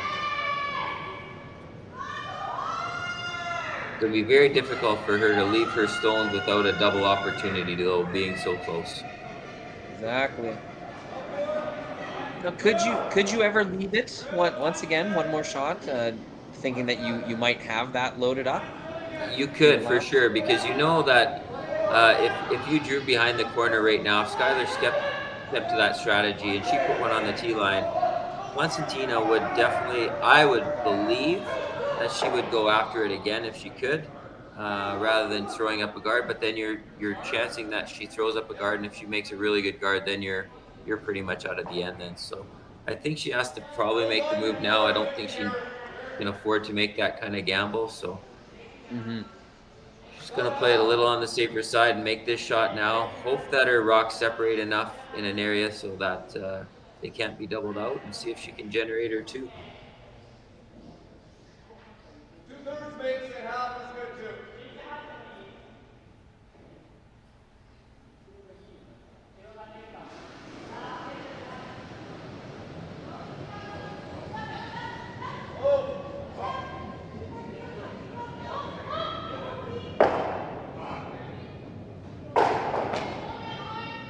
Okay, got a little excited on that sweep, unfortunately. They needed that rock to curl up a little bit more. It did make the double, but they, I believe that they should have been really trying to hold that shooter and put that in play. I think that was more important.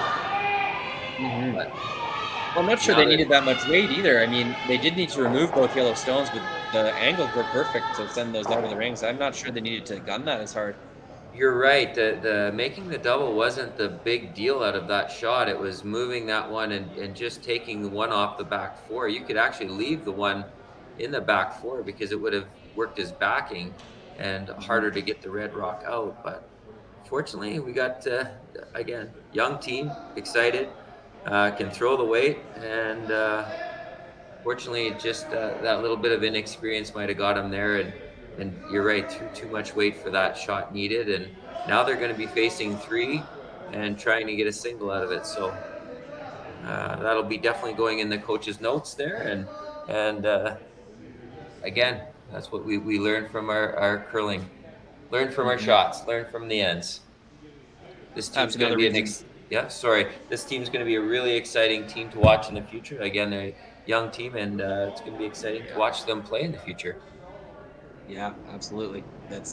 You can see it already. Their team chemistry as well. It's a very trusting team. You can tell they have good line of communication.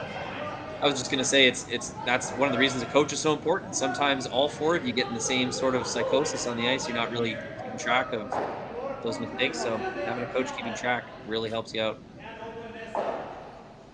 No, absolutely. I've managed to get to play this game for quite a few years in different situations, and the coaching is where I really love to work with the junior teams and the competitive teams, and I've been coaching with the Sean Meacham team for many years now. So they're playing right next door with Steve Laycock this year, but it's definitely they rely, even those guys that have played a long time, they're relying on the coaches to watch for those subtleties and Because when you're on the ice, you're in such deep emotion. Like it's hard to control your emotions, and you get excited when you're sitting there and you see a shot, and so nice to get those the notes after and have those debriefs after the game, and like I said, learn just to make us all better for the next game.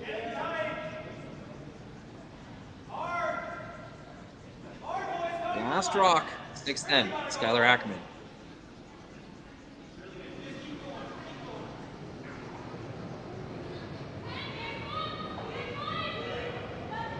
Again, this is another interesting way to get the one is trying to do a hit and roll on one in the back eight. You'll see a lot of teams would have went down for the draw, but again, you got to know if you're comfortable. And Skylar was 100% confident with that shot, and she just made an absolute beauty and got her one. Team Ackerman on the board after 6 ends. They'll have some work to do in the 7th, trying to force or steal against Team Constantini when we come back.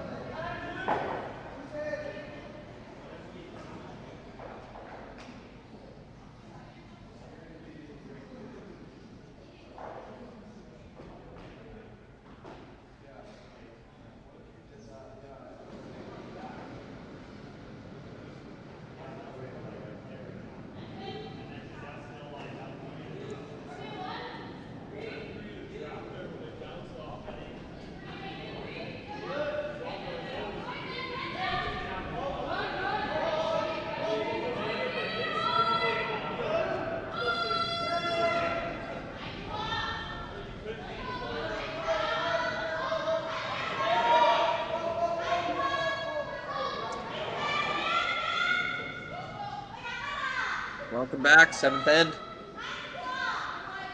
Team Ackerman forced to a single point in the 6th end here. The Italian team, Constantini, looking to tick the center guard out of the way, maintain control of the 7th end.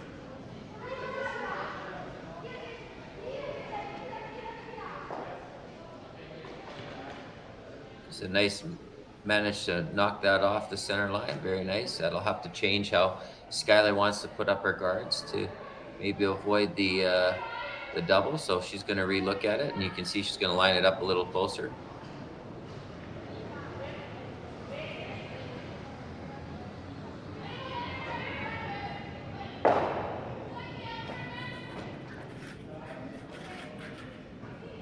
The team kind of trying to discuss where the best place to go is. Trying to visualize what Team Constantini will be doing to counter their center guards. Yeah, typically in this situation, you're going to throw up a high guard into the zone 1 or just over the hog line. I'm not sure if that's still the call. That was her first call anyway. With this little ice, we might be trying to put another one up right on top of their current guard and just say, hey, this 4-foot line is where we'll make our stand. Yeah, no, that's the call. They're just going to try to put one just over the hog line into zone 1. You take advantage of the free guard zone and have two rocks up there that can't be moved. Well, the girls hopefully didn't leave it too long. Come on, girls. Oh, dear. A little bit of a...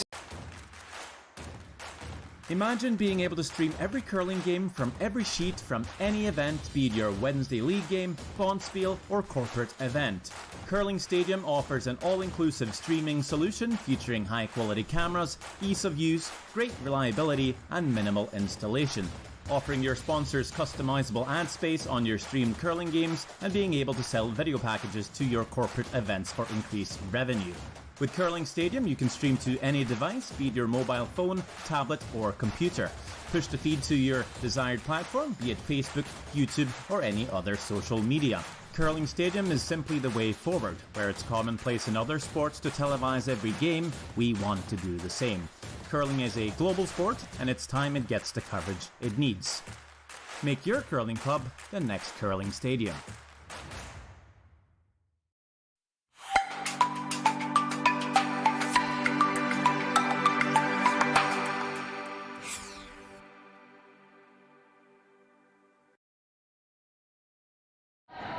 So they'll try to create some separation between their guards.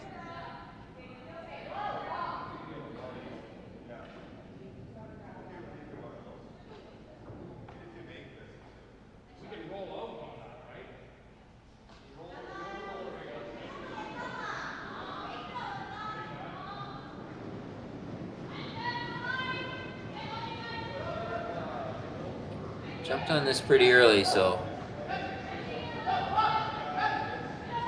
make sure this time. Looks like they have a good look on it this time now. Again, they're trying to leave it as high as possible, making sure it's in play though, which they've done a terrific job this time.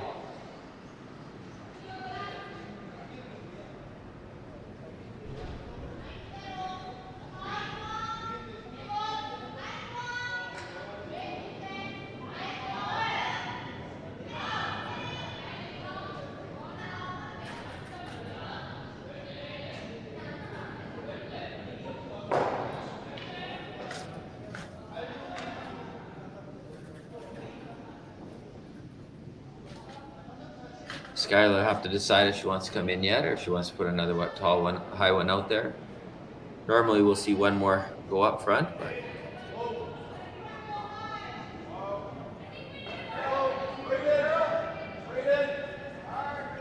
I think the front end's thinking that it's time for one more guard yet, but it's always scary when you see those two yellow rocks in there and you don't have the hammer that you should make a play on them, but one more, she says.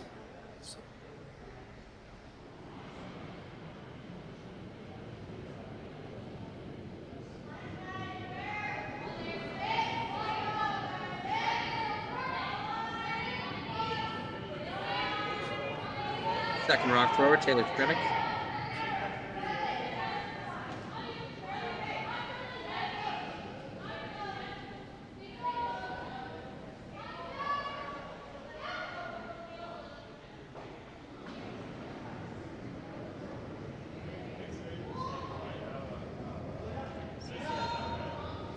Might see her take a crack at the double with this one, that angle.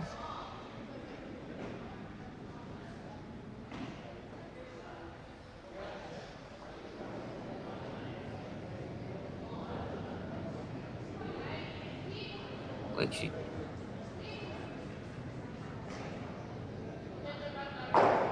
going with the safe one at a time there. Yeah, with the angle on those, I thought it might be worth it to take on the double, but not super important, and definitely you could make things worse.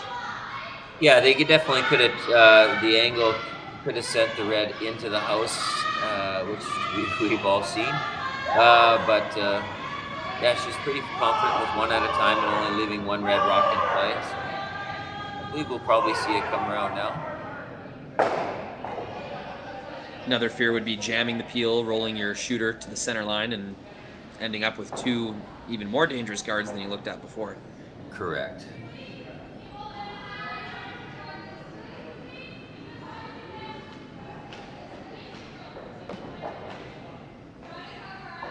Which is something, as a curler gaining experience, you only need to get burned by in order to really learn.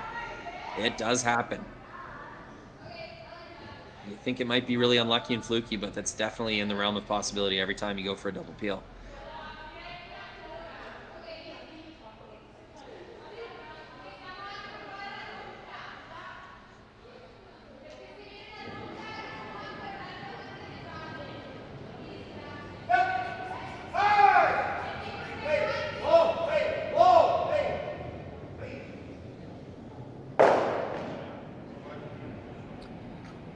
Well, with every other one, she jumped up there to peel it off, but now she's definitely having a second look, talking through things. Now she's trying to think of maybe going for the double, which I think the last one was actually easier than this one, but they're going to have a look at it, and they think it's worth the risk now to try to take both those off. She's definitely tightened the ice up over what she had before, so let's see if she can have her sweepers hold it. Well, she threw this one outside, so we're just going to see another straight peel.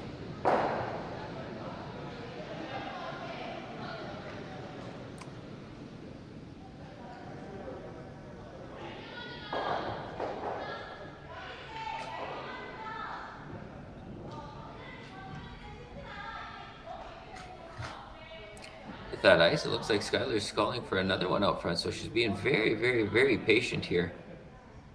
Normally we'd see a move into the house by now, but staying very patient.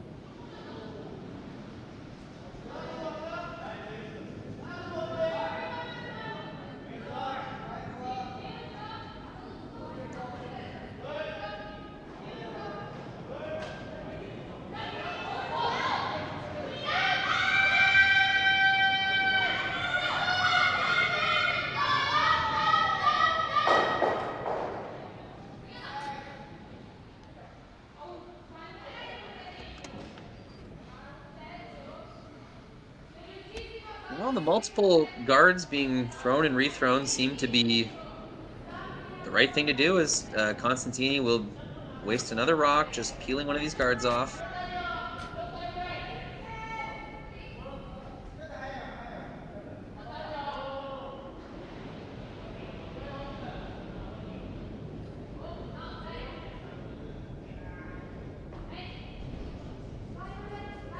Trying to go for the back one. Ooh, dangerous. Play there almost blows by them both. They do end up getting the more valuable guard as far as they figured.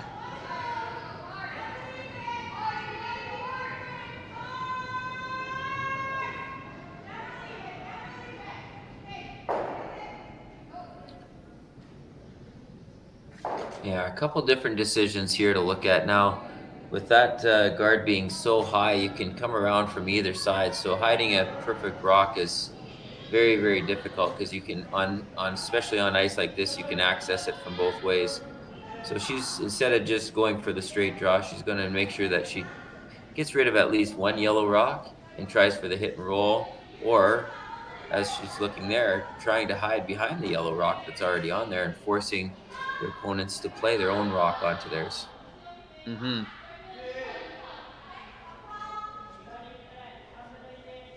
Knowing that giving up a score of 2 to Constantini would likely mean the game, it's not so important, the risk factor of how much you might give up. It's all about just giving yourself the very best chance of scoring a point here, or at the worst, forcing Constantini to 1. Although the force to 1 is looking pretty bleak. Yeah, it's they're gonna have to do some magic here to generate a steal. Skylar's definitely gonna look at every option though, and she's ready to throw that rock, because hitting that back one and rolling over is no easy task. But I think that's a great call on her part to try to generate something over there to get them thinking about it.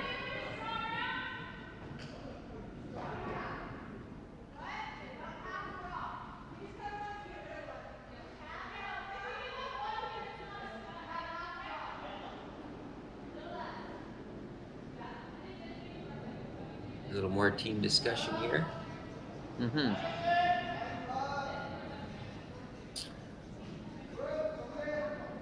Well, as you mentioned, we are only in the 7th end, but literally a dual score here could mean the ball game. So they're this is a big decision that they're doing here. Mm-hmm.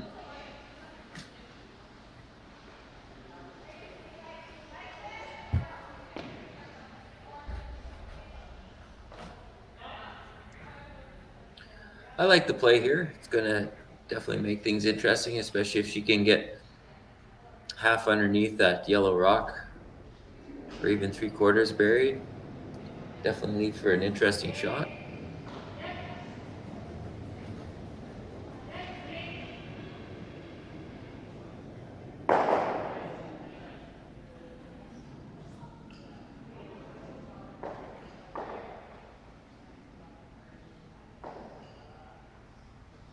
That's very impressive. Big situation, but going through a routine, doing what she's been trained to do, throwing the rock. So let's have a look.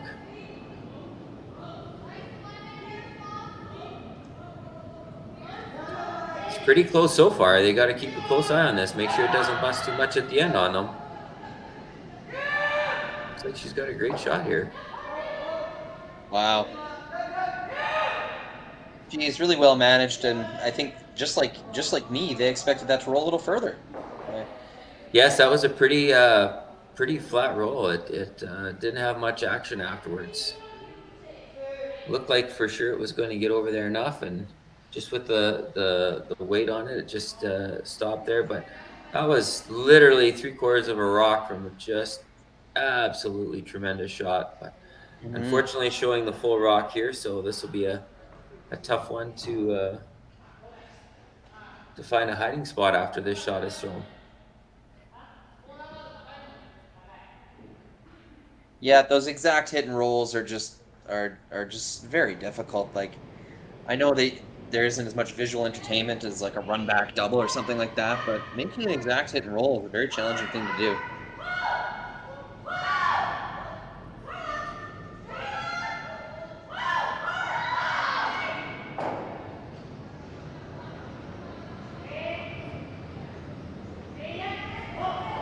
Connie would like to keep this stone in the rings if she could.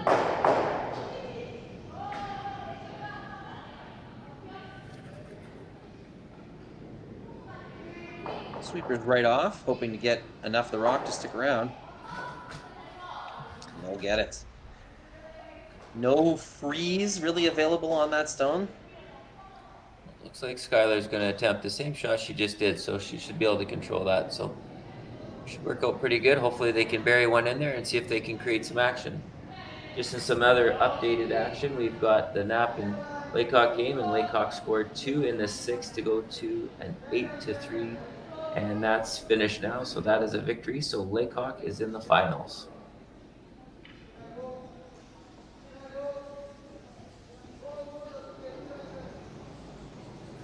That'll feel good for Team Laycock. Exited earlier in the playoff a couple weekends ago versus Yanagisawa. A very interesting game I was streaming. Laycock gave up 4 in the 4th end on just a bit of a missed tap freeze shot. Very kind of disappointing result for a game that was really not dominated, but Laycock had the advantage in that game, exited in the quarterfinals. So this time they will make it to the final in Swift Current.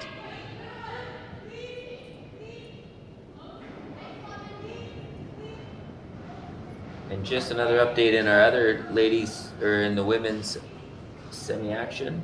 It's tightening up a little bit. It's currently Hot is from Korea is up 4-3 over Team Tisdale, and they are in the 6th end. Good game there.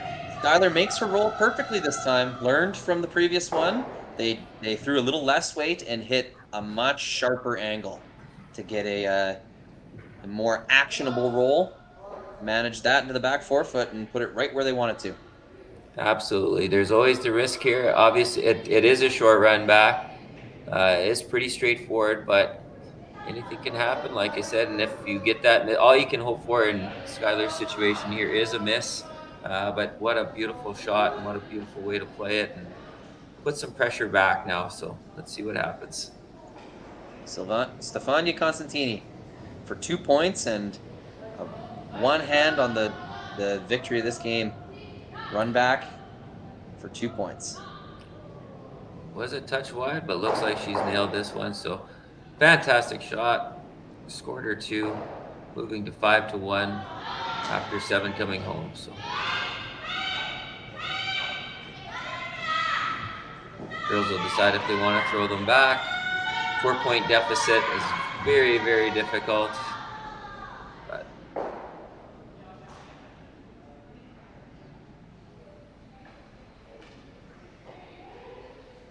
they're going to give the girls at least a break. Yes, so sportsmanship there for sure. And like I said, we're going to see some great action in the future from this Ackerman team. Young and lots of talent there. And just a great event with only their first loss of the event.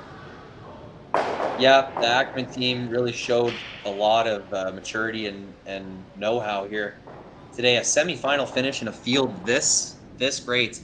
Like you mentioned, Jeff, a winning streak to get them into the playoffs. That's Absolutely. A great showing from the young Schuyler Ackerman team. Absolutely. It's just great to see the young talent coming through, and they're just going to get stronger and stronger as they go and learn from each game and just put off, like you said, a semifinal at this level, in this caliber. That's just fantastic, and that'll boost up the confidence for sure, and we'll see lots more of them. Be sure to join us for the final, 4 p.m. today, Mountain Time, Alberta, Saskatchewan time. I'm Rory McCusker, Jeff Chambers. Thanks for joining us today. We'll see you later in the final at 4.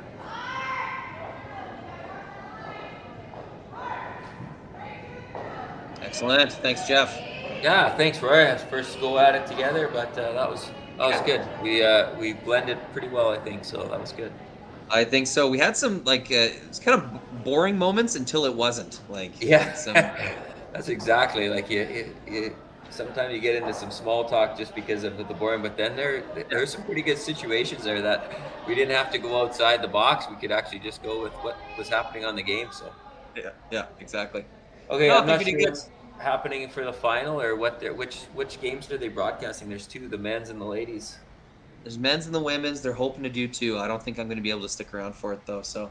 Okay, well I'll let them know. I'll probably, if they're doing the guys, I'd rather do that obviously with being so close with the Lake Hawk crew. So, but we'll see what happens. Thanks again, Roy. Yeah, for sure. That would make sense. Okay, we'll talk later. Bye.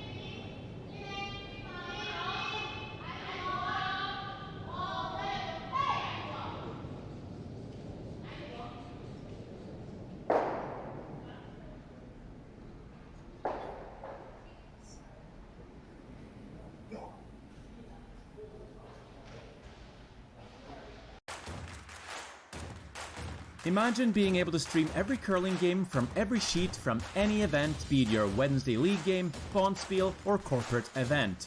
Curling Stadium offers an all-inclusive streaming solution featuring high-quality cameras, ease of use, great reliability, and minimal installation. Offering your sponsors customizable ad space on your streamed curling games and being able to sell video packages to your corporate events for increased revenue. With Curling Stadium, you can stream to any device, be it your mobile phone, tablet, or computer. Push the feed to your desired platform, be it Facebook, YouTube, or any other social media. Curling Stadium is simply the way forward. Where it's commonplace in other sports to televise every game, we want to do the same. Curling is a global sport, and it's time it gets the coverage it needs. Make your curling club the next Curling Stadium.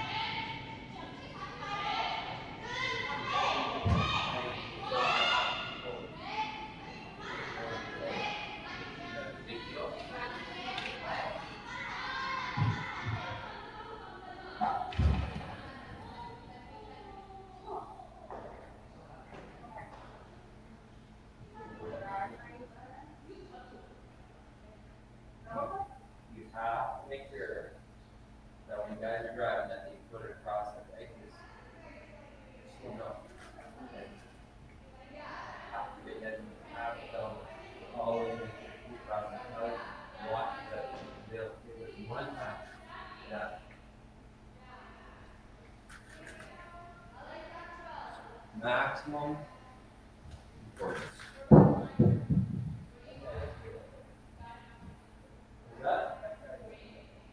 Yeah.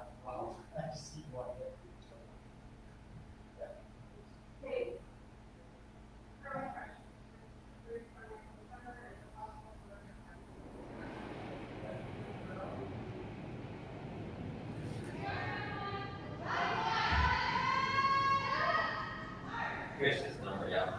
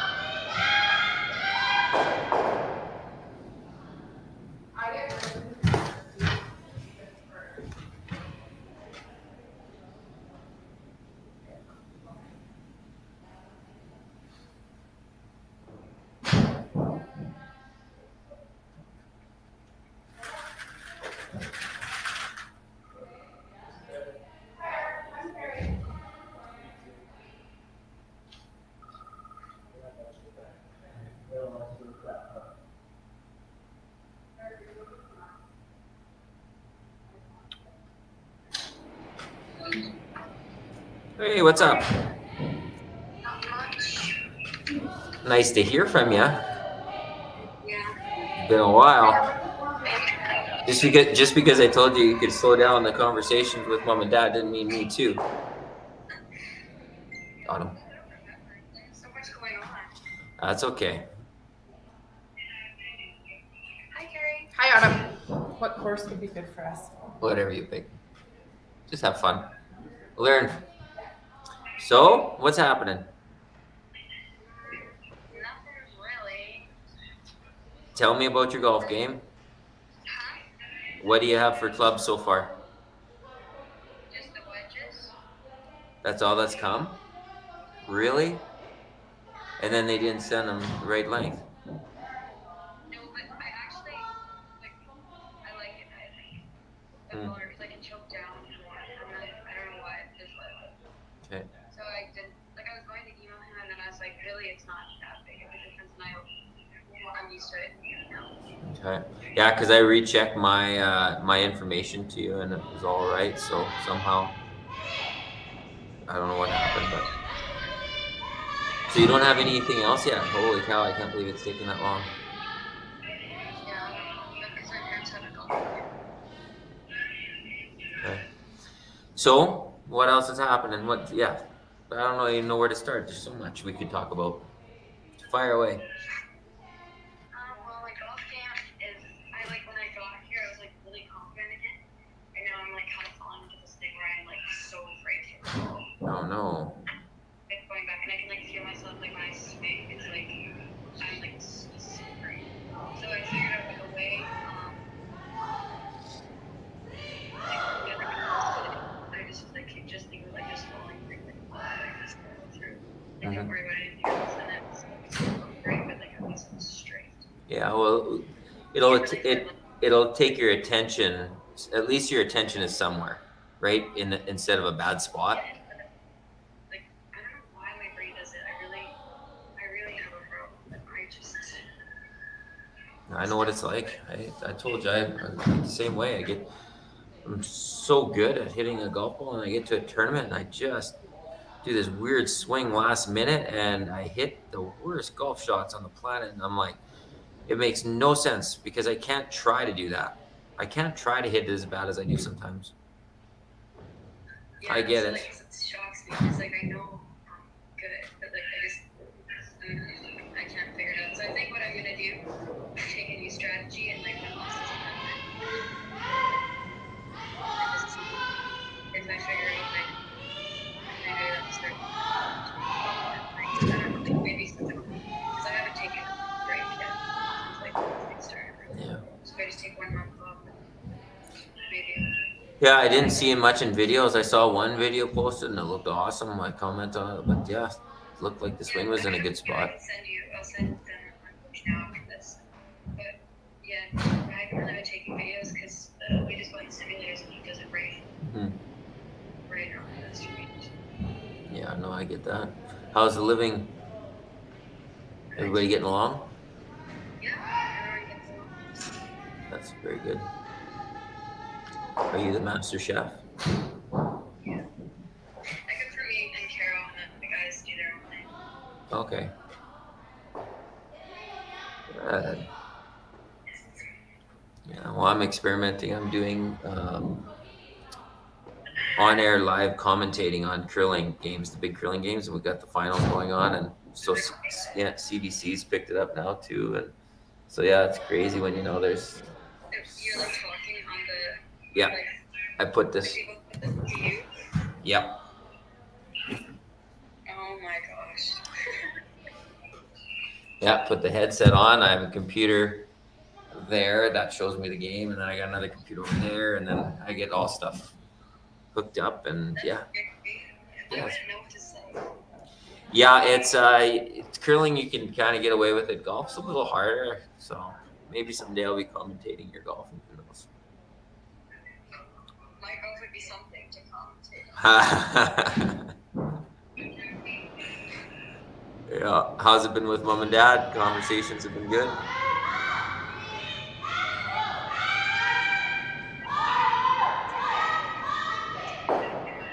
Did you find a way to slow it down a little bit, or do you guys still talk every day? Have you found a way to slow it down, like every couple days or every few days rather than every day? Sort of, or like I'll just say like, okay, sure, instead of like, sometimes I just act like a bit, I react. Mm-hmm. So I've just been saying like, okay, yeah, but because like a few weeks ago, me and my mom had a conversation that was like made me really upset.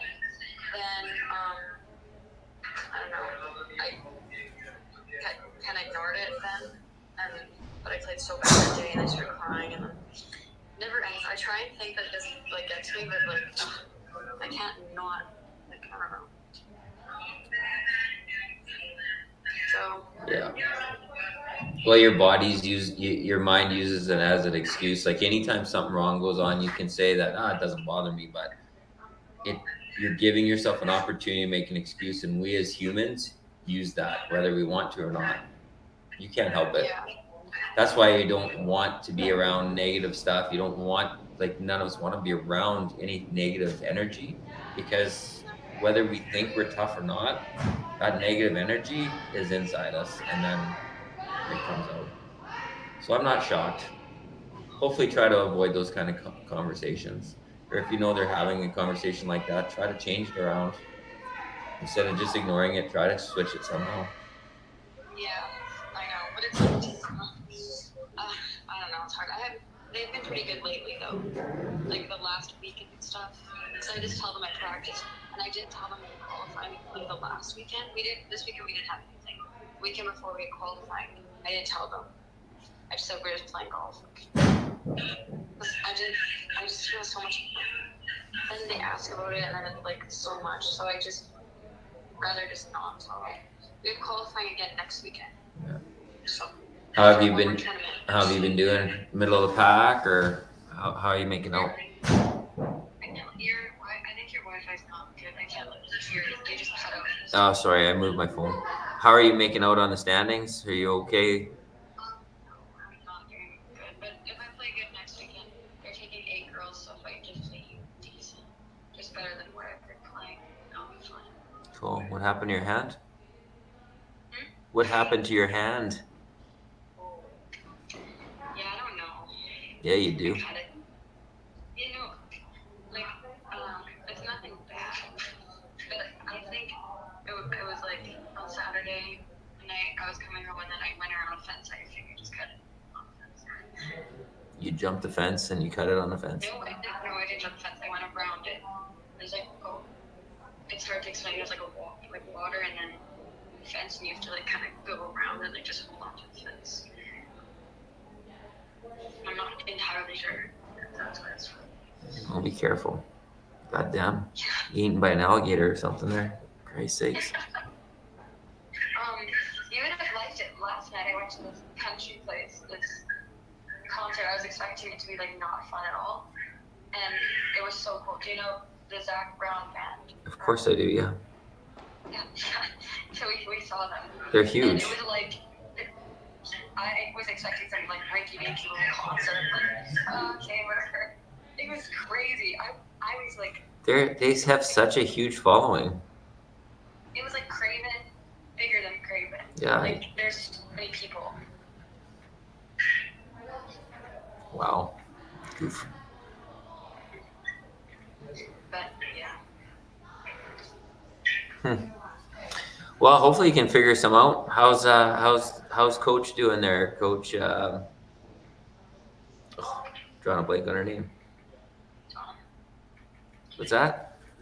Donna. Donna, yeah. Good. Yeah.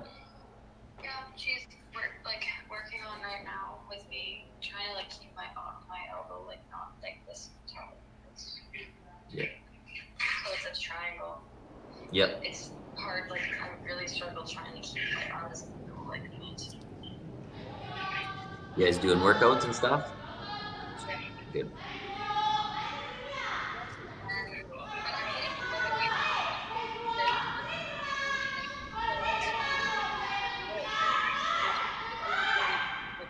Really far left. Like you cannot even imagine sometimes how far. Like I hit it like maybe even 50 yards left sometimes.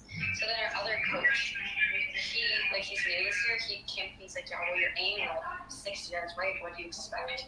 And then I was like, oh, okay, so then I aimed purposely left. Yep. And sometimes it was good, and then sometimes I still hit it left. And then today I was practicing on the range, so everything was straight. I was aimed good, and stuff, and I still have it like hitting it to the left, and I don't exactly know. I think I'm releasing it just a bit too early. Yeah. But I'm gonna send you my swing. Yeah, because typically you're not coming from the outside, so it's typically not the club face doing it, but it could be. I think it is. Things could be changing, so. Yeah, but then see, then I know I have this miss, and like this isn't just a miss. It's like I can get away with it. If I hit the shot, it's like 100, maybe 80% of the golf holes don't. Mm-hmm. If you hit that far left, you're gonna be. You're supposed to be hitting it straight, for Christ's sakes. That's who you are. Yeah. Smart enough. Yeah. That's like I don't know. It's not rocket science. You gotta hit Autumn Niesner golf shots. It's not rocket science. Yeah, no, but you know what I mean. If you know like this is the shot you have, and then you're just like, oh, bounce left. You're saying, I'm trying not to think about this. Yeah. And if you just put confidence in it, goes left,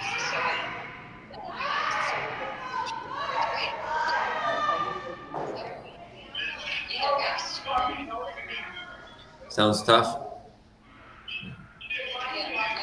then sometimes, like, I played one good round, and I lost, like, one good one. And it seems like it's fun. I know I'm just going to stand there, and it's going to go straight. Jeepers. Emotional roller coaster ride. Well, I'm glad things are going good, though, other than busting up your hand. That's a big bandage on there, so there better not be too bad under there. It's just because it's, I don't usually have anything just because I was hitting balls and then kind of. Right. So you should, wait, yeah, just take it off so it can breathe, and then you can show me. It's not bad. Really, like, I didn't even notice it happened. Okay.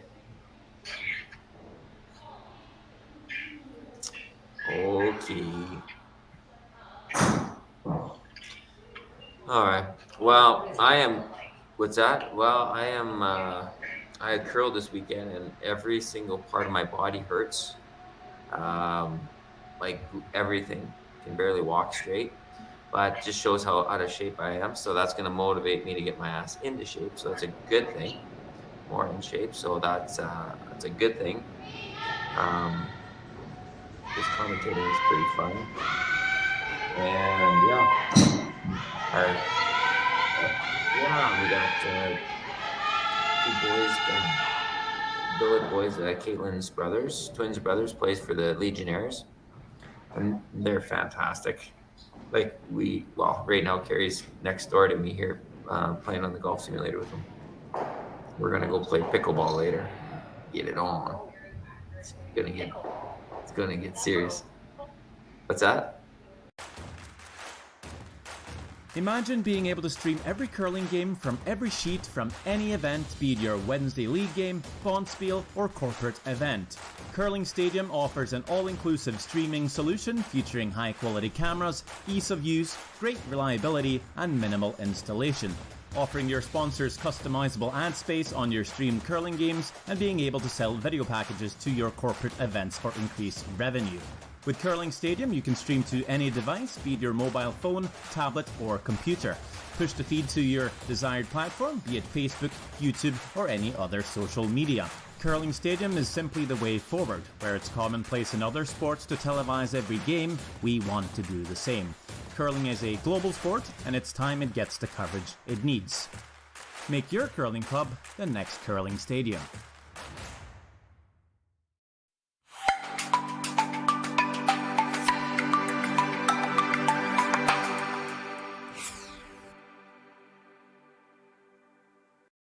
Actually, after the tournament, or right after the tournament, there's a Hurricane Junior tournament on at the same time. We're thinking if you do it right after we're staying 4 extra days, and we've got a place, and we got a 2-bedroom so that you can have your own room.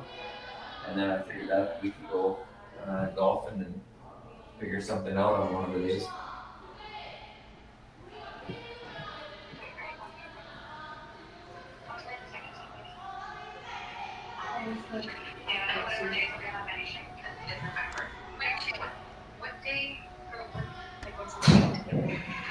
Well, it would be if you come down for.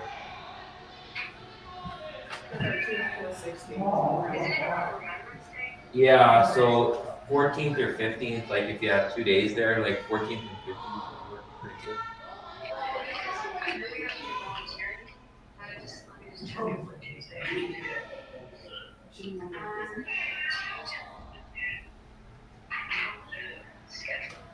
Would you want to do Disney or something like that, or one of those places would be fun? Yeah, sure, that'd be fun.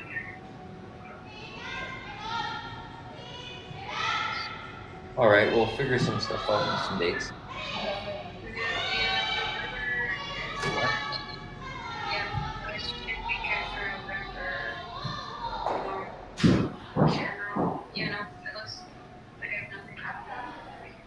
Okay, so look at the 14th, 15th, and come up and stay the night, and then we'll figure out game plan for those 2 days. Alrighty, I better let you go for now, but thank you for finally thinking of me.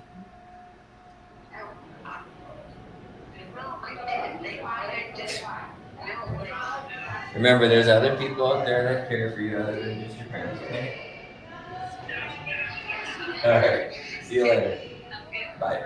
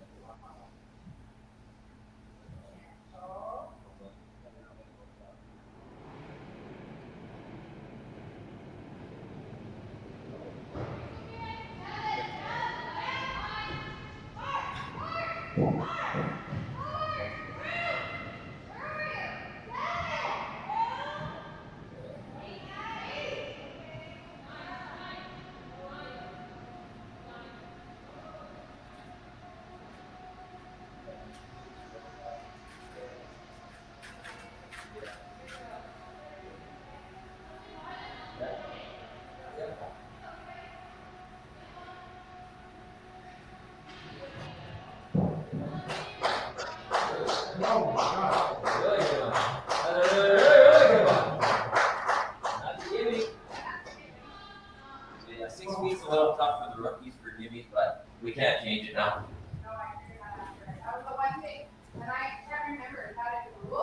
Yeah, because it's a default setting. That's 6 here. Down at railway, and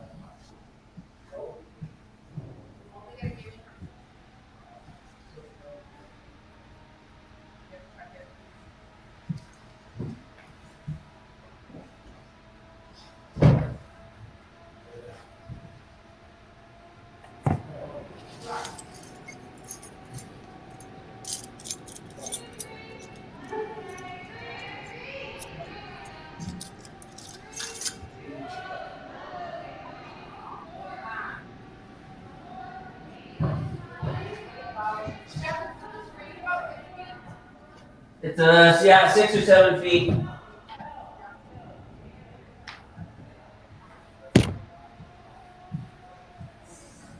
Yeah, be really patient if you're cutting it and getting.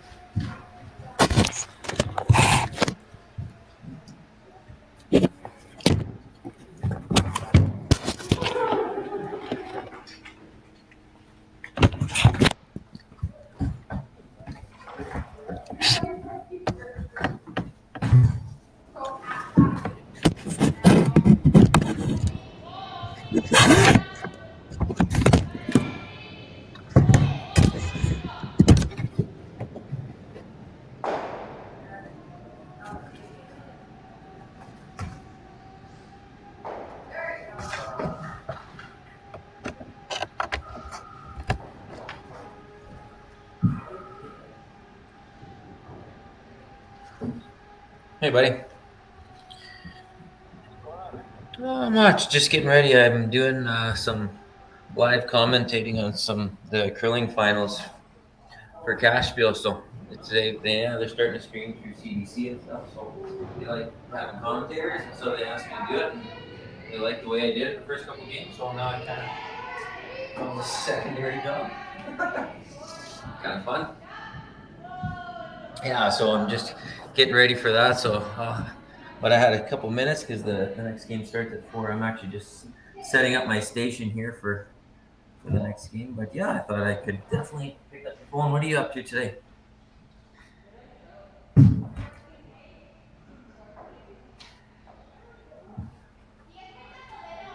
Oh, nice. That'll be a good one for you.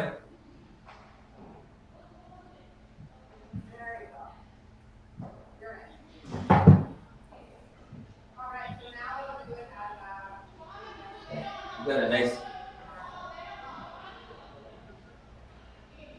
Yeah, Jimmy and I.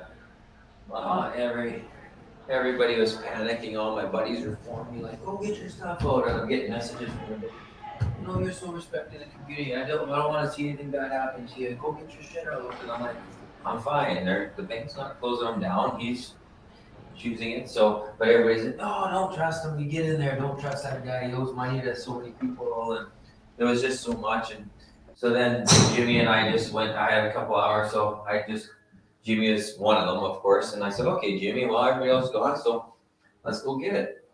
And so all my other friends left me.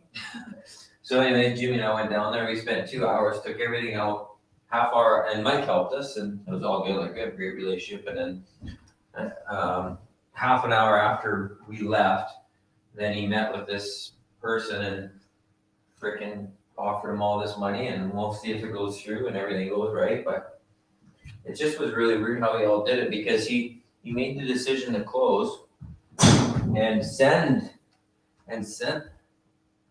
the message out. We'll have to talk about this later, buddy. I gotta take this other one. Okay, bye. Hey.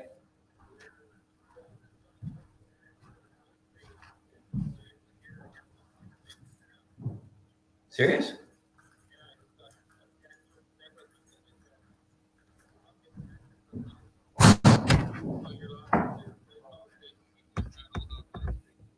Oh, wow. Well, it's a good thing that nothing bad was said. Yeah, I was